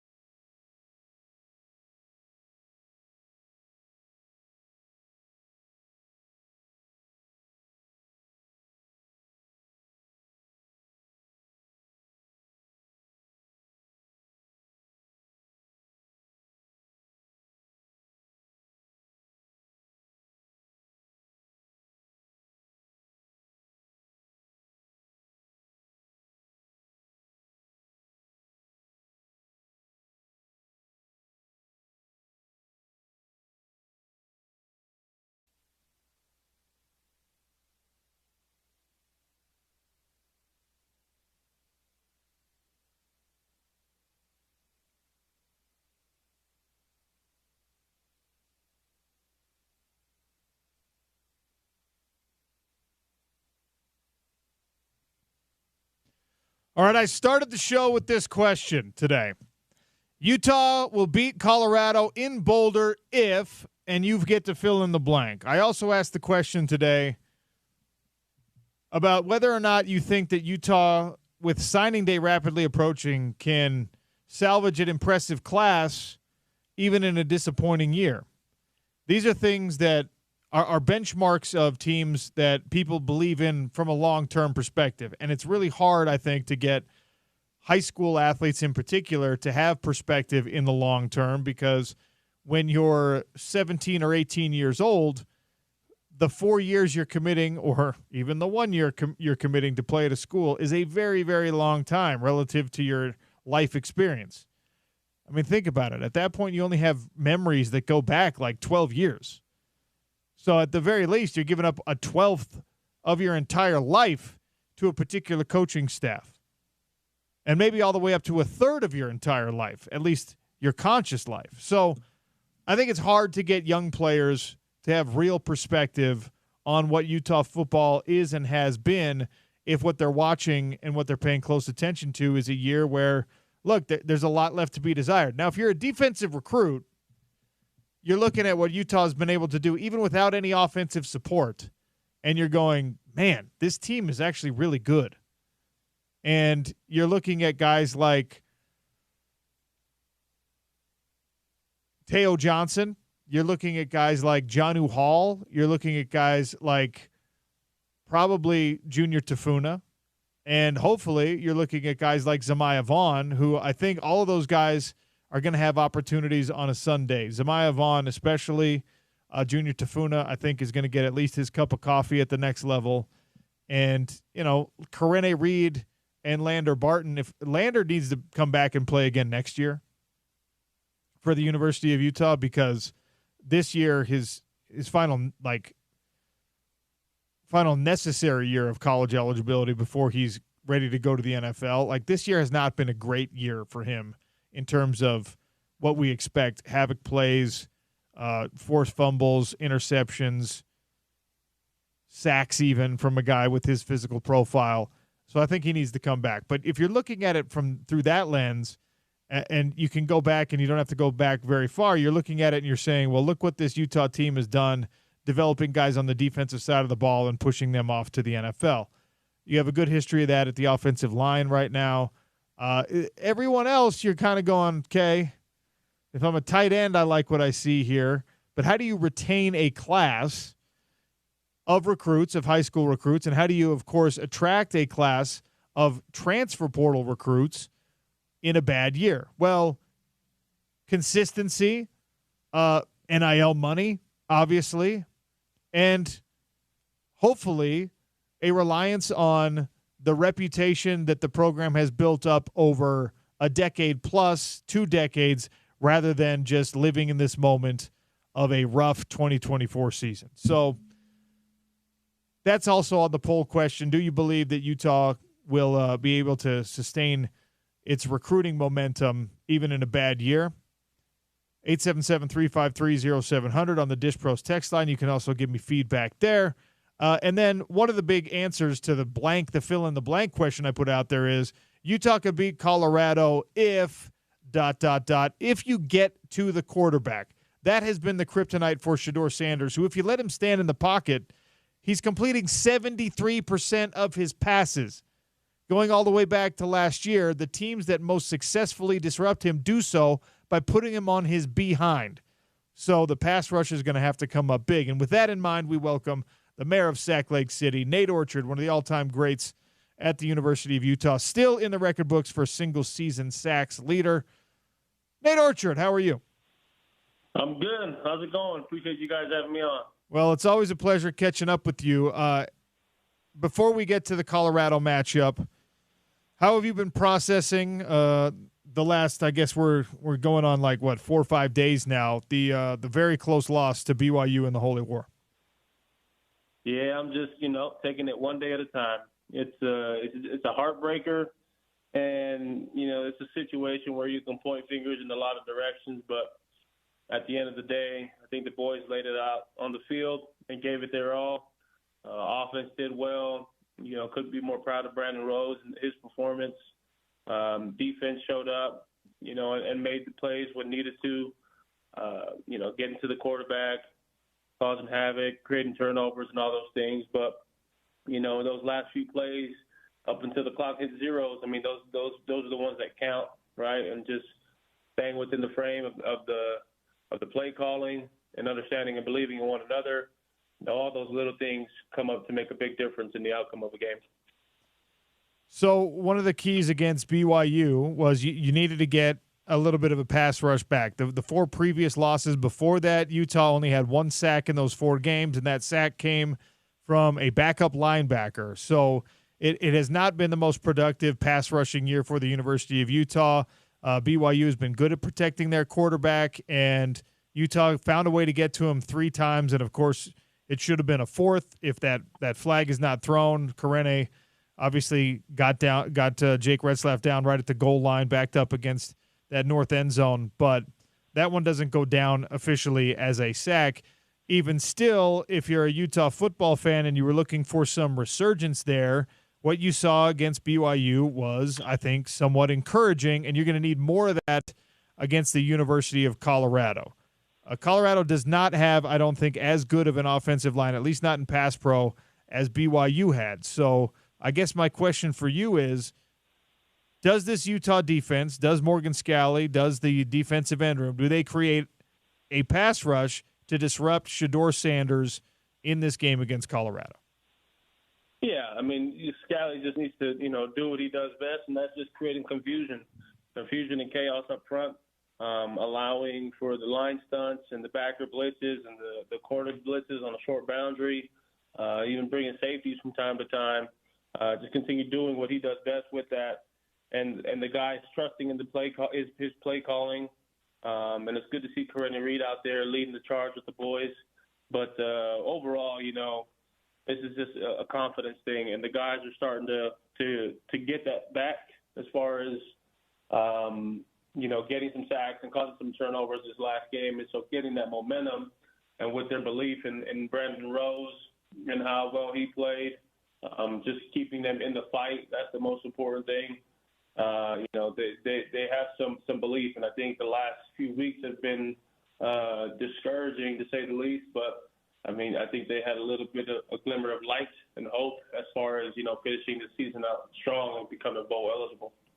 Well, now Brandon Rose out for the rest of the year, so the quarterback roller coaster continues. And you're probably the correct guy to ask about this because of your time in the pros, especially with Cleveland. But when you're on a team and you're now on, I guess it's only been 3 guys, but there's been 5 quarterback changes this year for the University of Utah. When you're not playing the QB position, you still have to react to that. You still have to live through that.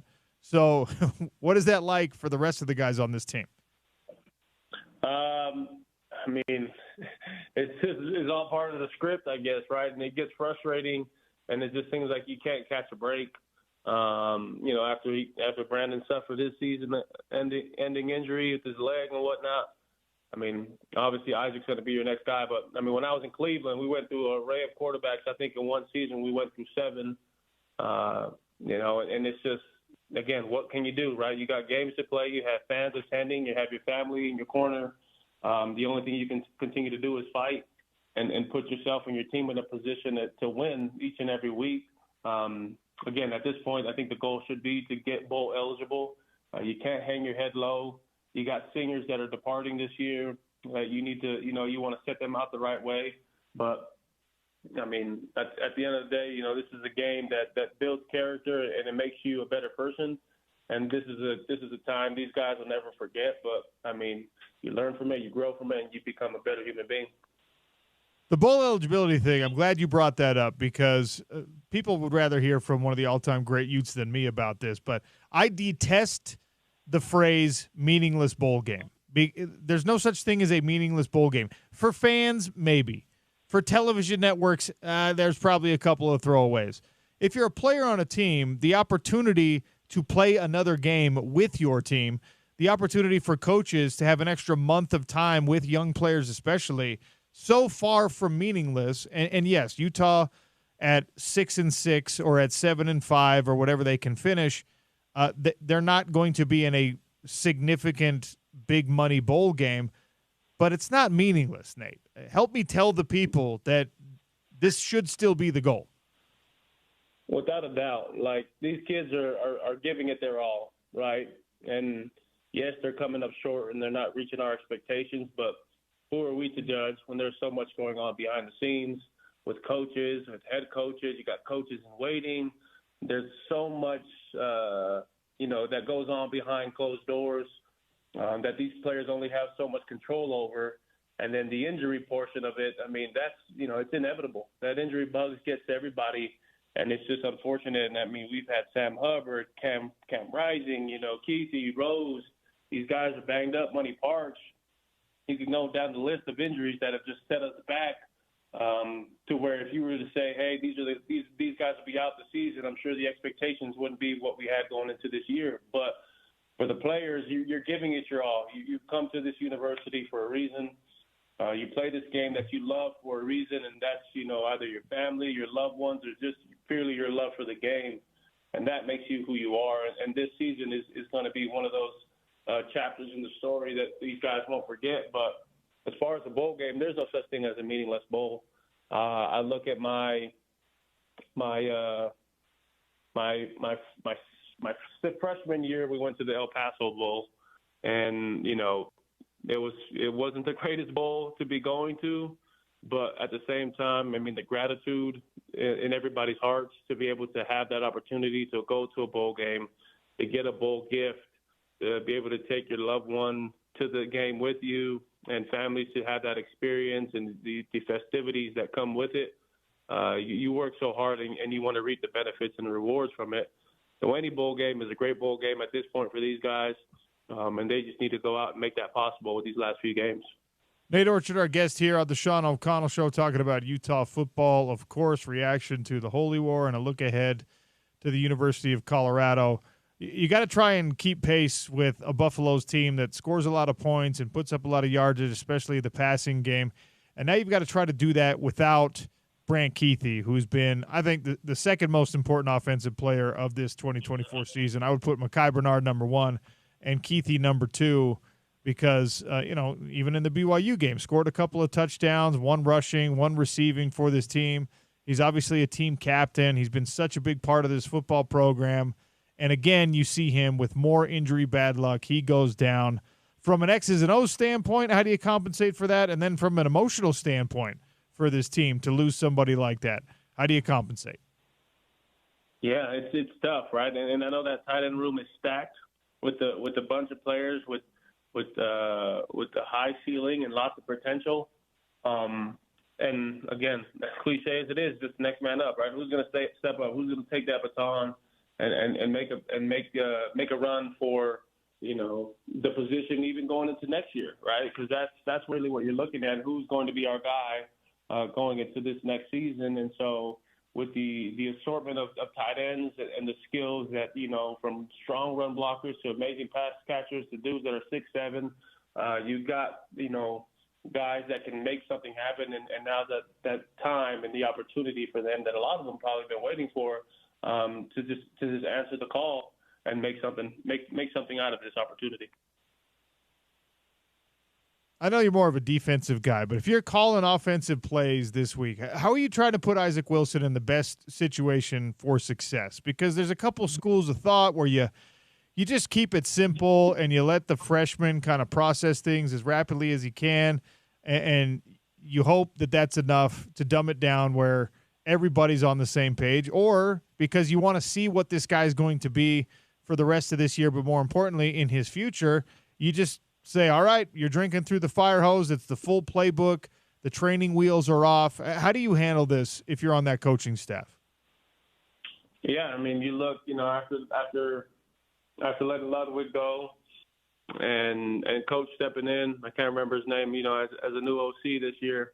Anyways, you have to look at it from, okay, here's a fresh start with you and this kid who you've been able to coach these last few months, understanding him. And he's only 18 years old, yes, but here you are. You're in the game. You got to make something happen. He's got all the tools and the capabilities in the world.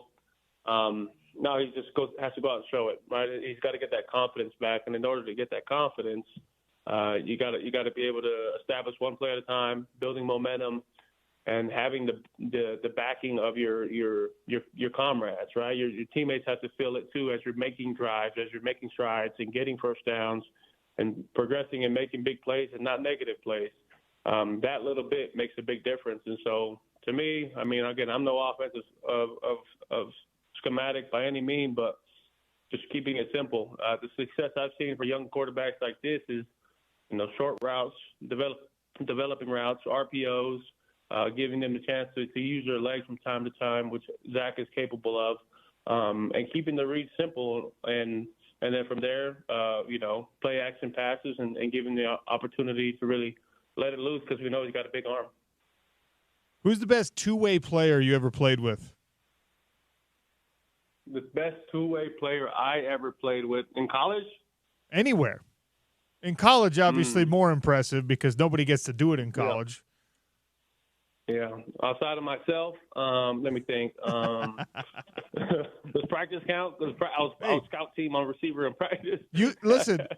People probably. I mean, most people know this. I don't know if people remember, but like you were a elite wide receiver in high school, and then outgrew that position, and obviously had a great career as a defensive end, and then you became a linebacker at the next level. But like, could you have played receiver? Could you have been a pass-catching weapon at the University of Utah?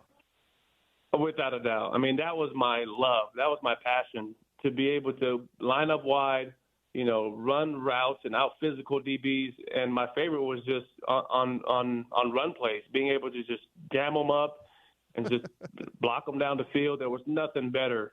But, I was coming from the triple option at Highland High School. I mean, granted, I still had 1,300 yards receiving and 17 touchdowns. But, the scheme wasn't there. And so once I got to Utah and I got a hold of that playbook, my mind was blown, seeing that route tree and all the different play calls. I'm like, yeah, luckily Coach Witt, after, 2 weeks, pulled me in his office and said he saw a bright future for me at defensive end, given we were short at the position. And so without any hesitation, that's when I made the move over. But if I stuck it out, I definitely would have done some damage. But even guys like we had Weddle on earlier, right? Weddle, they threw him on the offense a couple of times. You ran some wildcat stuff. Like, you had to bulk up. You had to change your body to play defensive end for being a wide receiver. Even at the size you ended up being, you feel like you could have, like, how many reps could you have given that offense while still being a starting defensive end? I had that big man mentality. We all know the big, the offensive line, defensive line, the fat man jog, right? So that was slowly, developing in me as I started putting on weight. So as far as running that go route, and giving you a post corner, I would have said maybe one or two good ones, and then, hey, I'm good, coach. Of course, I ask all these questions because we're seeing a guy that Utah's got to face this week who's an all-conference wide receiver. He's leading his team in yards, in receptions, and in touchdowns, and in interceptions, and in pass breakups. Like, the dude is just a freak. Yeah, and you know what? He's got a great just resources around him to where, I mean, he just knows how to take care of his body, right? He's doing things now that, NFL players are doing in year 3, 4 as they realize it. The amount of resources that Travis has around him to be able to take care of his body, to fully recover. I'm sure he's having, rest days throughout the week. The treatments that he has is probably absurd. When you're very well connected in the community and the influence that he has, there's athletes reaching out to him, giving him all kind of advice that just keeps him on that field and creating that longevity to have the success that he's had, which is beyond impressive. And, I'm looking forward to our youth, hopefully doing some damage to him too. Nate, what's going on with Advanced Windows? I know it's a very, very busy time of year for you guys. Yeah, Advanced Windows, we're a local window manufacturing company. If you've had the thought of replacing your windows, please give us an opportunity to earn your business.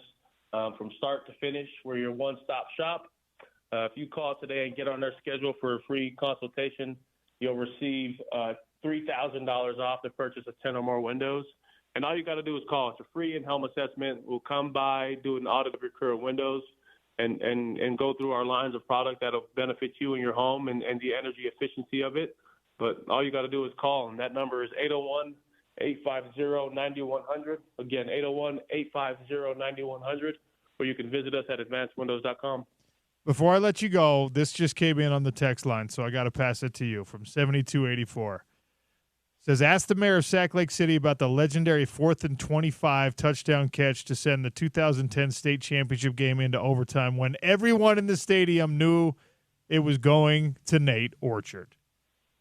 Tell me the story. Yeah, I mean, 4th and 20 plus, double overtime, and we are in the huddle. I'll never forget my coach coming out to the huddle, and he says, "We got to get this." And he looks at me. He's like, "You want it?" I said, "Let's do it." And so, Coach Brody Benson calls the play. I line up on the left side. It's obviously just a go ball into the corner of the end zone. Shaky Smithson, his brother, Anthony Fish Smithson, was my quarterback. And funny thing with him, he was about 5'6", and couldn't see over the offensive line. And so after our first game together, he said, "Hey, look, I don't know where you are because I can't see you because everybody's way taller than me. So I'm just going to throw it to where I know you're going to be." And, we fast forward later. Here we are in the state championship game, 4th and 20. I got triple coverage on me. I got a corner, I got a safety on the inside in the middle, and then the linebacker over at the top in between them. And, I just give the corner a move and fade to that near pylon. And he puts the ball right in the spot, and I catch it, and we go into third overtime. And that's where we won the game. Island High, state champs, baby. Go Rams. And no one can ever take that away from the mayor of Sac Lake City. But make sure you give him a call now. Really let Advanced Windows earn your business. They are incredible, and the way that they run things is the way that you want all companies in all industries to run things. Accountable to the customers. They actually care about your satisfaction. And they're giving you a killer discount right now if you get on the schedule today. 801-850-9100. Nate, it's always a pleasure. Thank you, sir. Thanks, OC. Have a good one. Nate Orchard, the mayor of Sac Lake City. All right, I started the show today with the question, Utah can beat Colorado if, and I fill in the blank. I should not be surprised, James Peterson, that there were a lot of snarky responses. Several clever and funny ones. Also some really good ones. Also some, let's focus on the X's and O's ones. So we're going to get to some of that reaction in the, second to last segment of the show. You're listening to the Sean O'Connell Show on ESPN 792.1 FM, part of the Utah ESPN Radio Network.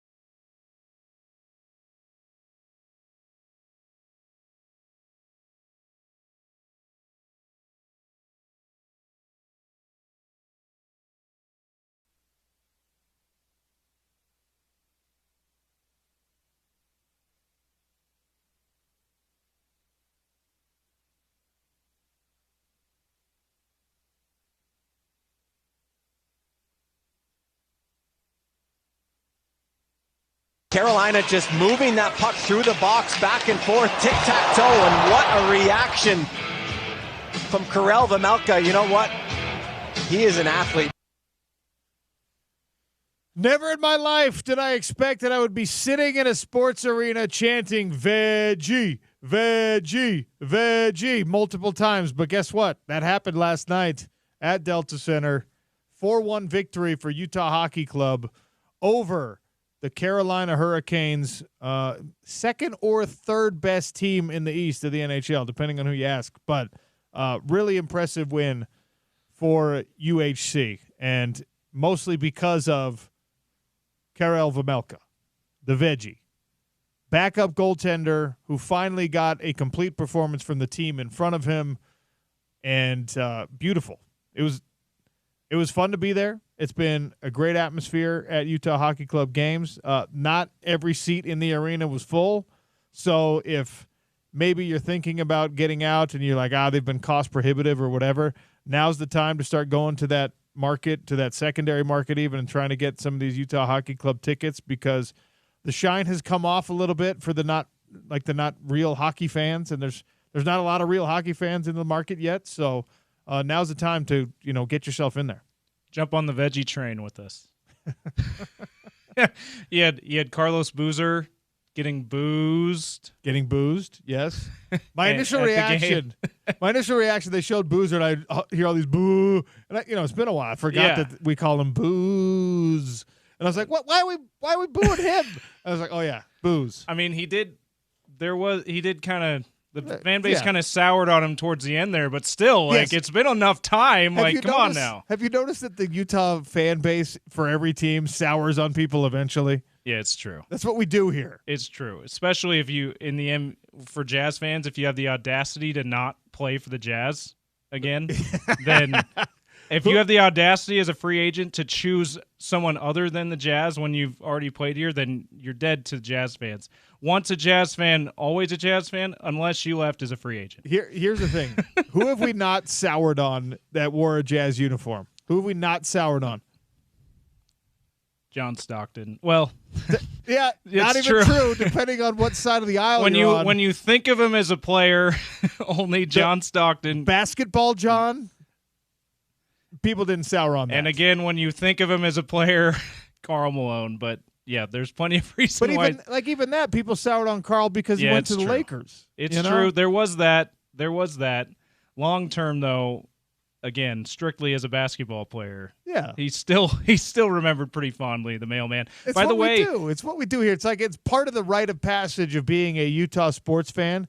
You go sour on the people that you love. Now, not as much with the football teams. Like, nobody's sour on Nate Orchard. Nobody's sour on Star Lotulelei, on Eric Weddle, on Alex Smith. Nobody goes sour on them. And the same thing, I think, for BYU fans for the most part. By the way, speaking of the mailman, I don't know if you were listening to the Dan Patrick show this morning. He was kind of a trivia question answer for them. Really? He was. What was the question? So the last time, Giannis has a chance. He's averaging about 33 points a game, and he's shooting less than 1-3 a game, or making less than one.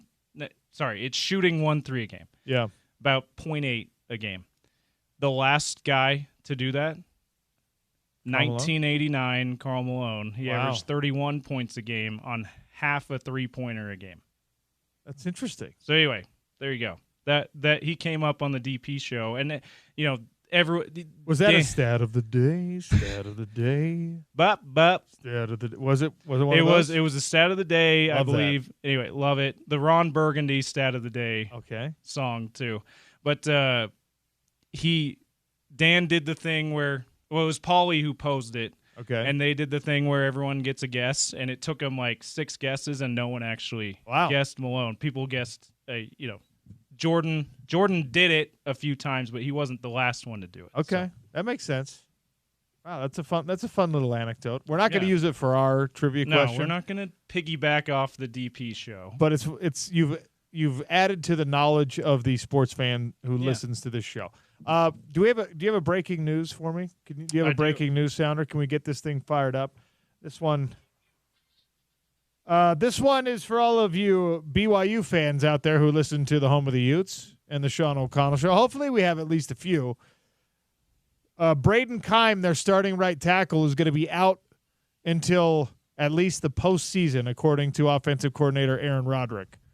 So Braden Keim got rolled up on, I think it was fourth quarter in that game against Utah, maybe late third quarter in the Holy War game. And Braden Keim is out for the foreseeable future for the Cougs. I thought this was going to be the case because even in the celebration on the field, he was limping pretty severely. Like, arms up. He's a massive, massive man. He's arms up. He's, Sasquatching and kind of limping around, just like, You could tell he wanted to be more enthusiastic. So, yeah, a little bit of that going on. A little bit of that situation. So, that's bad for BYU because, again, I'm not here to call into question the legitimacy of an undefeated season when you're all the way to 9-0. You're But in November, it's legitimate. It hasn't been dominant the whole way, right? They've escaped a couple of times, and the margin for error gets thinner and thinner and narrower as injuries start to accumulate. And they have been very lucky, knock on wood, with injuries, especially to starters and to significant players, even when they lost like their top two running backs.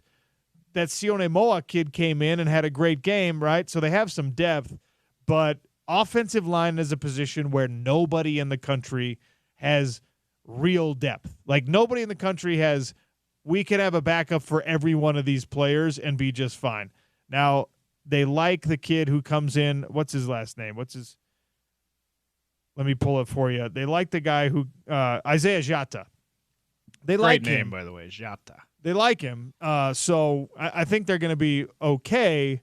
But, again, that's something that opposing teams are going to try to come after, and they're going to come after early before he builds up a lot of comfort and a lot of rapport with his fellow line mates. So Connor Pay, I believe, is going to be back this week. And that's big.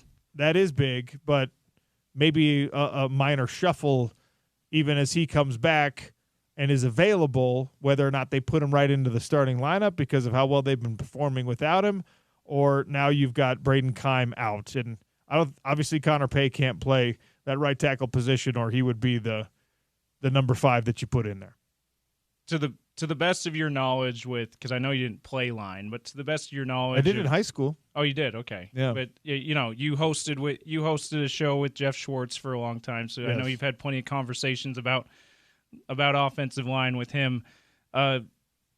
Is that especially when it's a veteran like Connor Pay, is that a plug and play? Like, does that for him, is he automatically ready to go, do you think? Like, whether they decide to start him or not, is he ready to be back at the same level, or does that take a few weeks? Well, look, the offensive line is really interesting because based on my own understanding and limited experience, but more importantly, like you said, from having hung out with and talked to on a daily basis guys who were like deep in that world, and like that's their craft, that's their life. Jeff Schwartz is on. When they're watching games, they're watching the line of scrimmage, and that's it. Yeah, they don't even follow the ball. I don't know how you do that. I don't either. Like when you're watching. I heard Isaac Asiata tell Porter Larson that on a pregame show, a Utes pregame show a couple years ago, and I was like, wait, what? Yeah, how do you do that? Anyway, but if you're incredibly experienced, you can jump in and you can play, and he would be fine to play. But he is right now like their second best option or their first best option at all of those interior line positions. So let's say that, like, hey, man, we're not going to have you play center because we like what's been going on at the center position. But we're a little bit iffy at right guard. That becomes a little bit more interesting, right? Because now there's a communication situation. If he goes back in at center, there's certainly a communication situation. There's also the snapping situation where Retzlaff's got to get used to the way the ball comes out of his hand versus the way the ball comes out of somebody else's hand. But somebody like Connor Pay is as close to plug and play as you're going to get because he's played a lot of football for BYU, and he's been around that program long enough and has chemistry with the guys. Yeah, I would think so, but you never know. When you miss a few weeks for injury mid-season, I wouldn't be surprised if you'd had also said, or if someone who'd played line for a long time had also said, you know what, it actually does take a couple weeks before you're feeling the same. But did you see, by the way, what happened with Jedrick Wills in the NFL? no. So he had I don't know if it was a hamstring, a knee, or whatever, but he made the executive decision to pull himself. Oh. He tapped the helmet out. Right? Interesting. It's just like, hey, I got to sit out a week. And Jedrick Wills, for people who don't remember, high draft pick, high signing bonus, heavily compensated guy. Dude behind him also happened to be 6'8" and 400 pounds. This monster of a dude played great. And Jedrick Wills, Wally pipped himself. Oh, man. He voluntarily came out of the game, which doesn't send a great message. No. Stayed out of the game. He said, I can't play this week. I'm the one who decided I can't play this week. I got to take the time to get my leg right. And guess what? He lost his job. And then, of course, he was asked about it afterward. They were like, do you regret that? He said, yeah, I regret it. Yeah, of course I do. Of course I regret it. I just lost my job. I was going to say, it is a fair question, though, because maybe he just felt like he was hurting that much, but. And I'm not saying that's what's happening with Connor Pay, but when you exit the lineup for whatever reason on the offensive line, it's a whole thing where now you're part of a chain. And if the chain functions better with somebody else there, not you, for whatever that reason is, the coaching staff has to be accountable to the whole chain. Yep. All 5 links of that chain, not just, well, you earned it, you're our guy, so now you're healthy again, you're back in. If the offensive line as a whole is performing better with whoever is in there, then you kind of got to go with the hot hand, so to speak. So that's really, really interesting and good question. I think that BYU, you will see Connor Pay back in the lineup sooner than later because on the field on Saturday night, part of the celebration, the coaching staff was like, hey, you're back next week. You're back next week. Yeah. They're saying that immediately after beating the rival. Yeah, without him. So it's like, yeah, people are excited to get him back. Yeah, but it is interesting to see. I'm going to be watching to see if they put him right back at center, like you said, or if maybe they say, you know what, center's been good for us. But and at one point, we move you over to right guard. At one point, they were playing a walk-on center. Yeah. So we'll see. We'll see how it goes.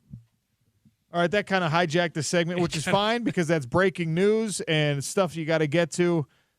Undefeated team, one of the 4 remaining undefeated teams in the country, the highest-ranked team in the state, BYU, now without their starting right tackle as they enter an absolutely crucial finishing stretch for their season against the red-hot Kansas team on Saturday. Utah against Colorado, of course, 10 a.m., which means our pregame will start at 6 a.m. with Porter and company on ESPN 792.1 FM. Trivia to finish it out, a little crosstalk with Spence on the Utah ESPN radio network.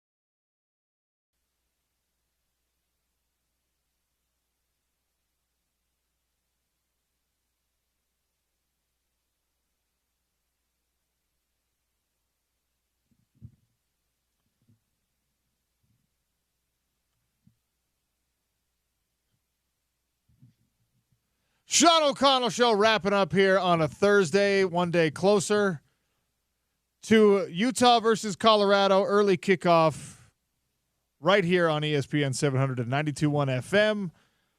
10 a.m. is the game time there. As you take on the Colorado Buffaloes, I posed the question today. Utah could beat Colorado if, and then you get to fill in the blank. We've had some great responses. My response is you get to the quarterback. Obviously, that's low-hanging fruit. But look at the numbers. And I told you this number earlier today, so that's the trivia question. 877-353-0700. Where does Colorado rank in the Big 12 Conference in sacks allowed? How good are they at protecting Shedeur Sanders? Significantly better than last year, by the way. But where do they rank in the Big 12 Conference in sacks allowed in 2024? Jersey Mike's for the winner of that one. 877-353-0700 on the Dish Pros text line. And Papa Roach tickets. Can't forget about the Papa Roach. All right. Spence Checketts. The drive is coming up. What do you have coming? That was a top 5 Papa Roach joint we just played, by the way. It's got to be in the top 5. It's got to be in the top 5. There's so many. Yeah, there is. You got to comb through the catalog. In response to your question, I don't know the answer off the top of my head. My guess is they're not elite at that, but they're not horrible at that either, right? Like somewhere in the middle is my guess. Well, let's wait until a correct response comes in on the text line, and then I will let you know. Am I in the ballpark? You're always in the ballpark. You're never far off, Spence. Okay, I appreciate that. You know? Great article today in The Athletic about adults complaining about college officiating. So we're going to talk about that today because it's not just Mark. Our guy Mark Harlan's just taking it, man. He's just taking it this week. He's getting pounded over the head every single day by another outlet. Athletic took him to task today, but it's not just Mark. It's Kirby Smart. It's coaches across the country. Let me ask you this. Isn't it time to take officiating out of the hands of the conferences?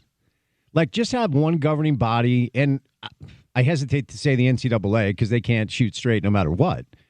But the problem with leaving officiating in the hands of the conferences is it just leaves and I'm not pro-official. I have no idea who would ever want to be a referee.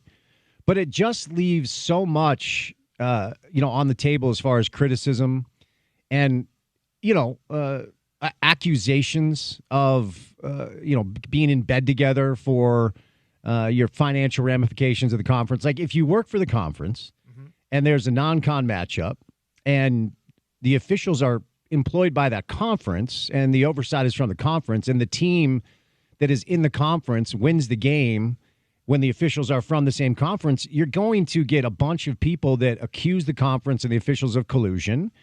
And, we're not going to do 4 hours on the refs. I just read this article this morning and it kind of struck me.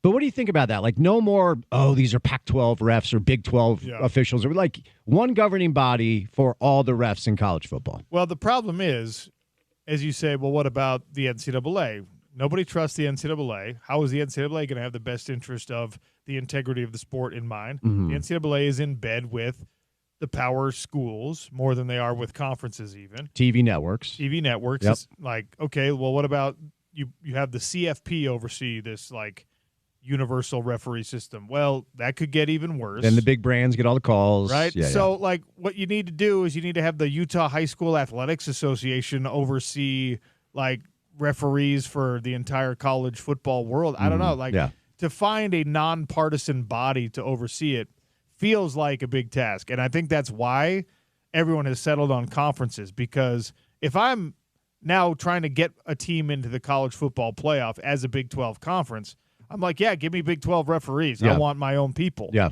Because I don't trust if I leave it to the SEC is going to have 9 teams out of 12, and the television networks are going to sign off on that. So, and the conversation, obviously, with this particular situation gets even more complicated because the head referee last weekend, was a former Pac-12 guy who'd been fired by the Pac-12. Yep. And that means fired, at least in part, by Mark Harlan. Yeah. So it gets ugly, but no matter how deep you want to get on the tinfoil hats and the grand conspiracies, if you score 1 point in the second half, the referee doesn't get to make that call and change the game. And that's I keep going back to what Scott Mitchell said on the show the other day. You got to be so big they can't rig it against you. Yeah, and excuse me, in a vacuum, the one call has received a ton of attention, but it certainly is a microcosm of a much bigger issue that seems to be plaguing a lot of people, because it seems like whether it's Klatt or Josh Pate or any of the college football podcasts I listen to regularly, the officiating has been a common theme all year long. And we do this thing where we put blinders on. We believe it only happens here. It's happening everywhere. Coaches and administrators are bitching and moaning about it all the time. And the problem is they're the grown-ups in the room.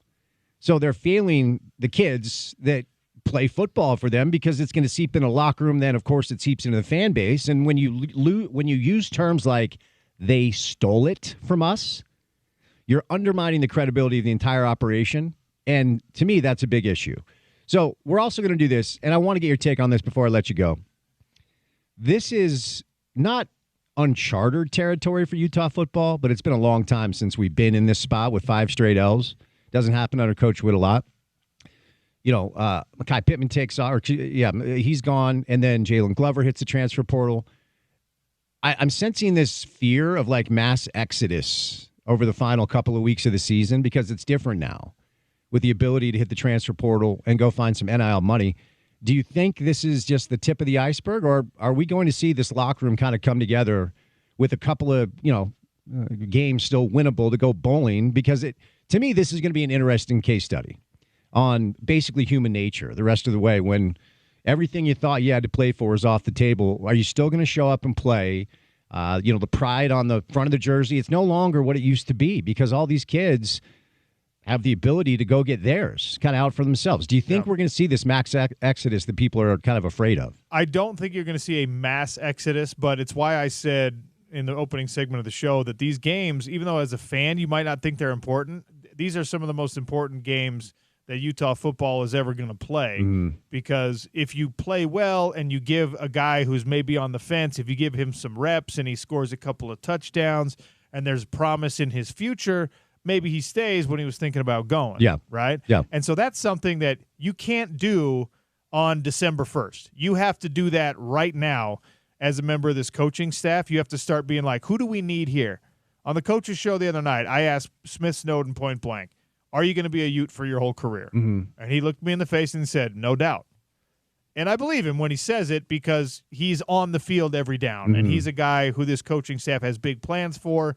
And if it comes to it, they're going to divert NIL funds to make sure that he has every reason to stay. For sure. But you have to make those decisions now, and you have to probably call your game and your rotation personnel-wise based on those decisions. So it's something to keep an eye on for these final 3 weeks, very certainly. Yep. Well, so we got Bill on the show today, the voice, Bill Riley, Gordon Monson, Craig Bowler-Jack live in studio, Aaron Falk. We'll say goodnight for some basketball about 4:40. So kind of a short show today. Dead last in the Big 12 Conference, by the way. Dead last. Dead last in sacks allowed. Colorado is better than they were last year, and but they're still last. They're still giving up 3.2 sacks per game. And yet Shedeur Sanders completes 73% of his passes. He's very talented. So you're saying about 100 yards passing per sack. It's pretty impressive. Yes, that's the number. That's pretty impressive. Yes. So that's math off the top of the head, folks. Nice work, James. When I say Utah can beat Colorado if you get to the quarterback, I mean, the opportunity is there. Colorado presents itself. That opportunity presents itself against Colorado is a better way to say that. Anyway, stay tuned for The Drive with Spence Checketts right here on ESPN 700 and 92.1 FM. Thank you for listening to the Sean O'Connell Show on the Utah ESPN Radio Network.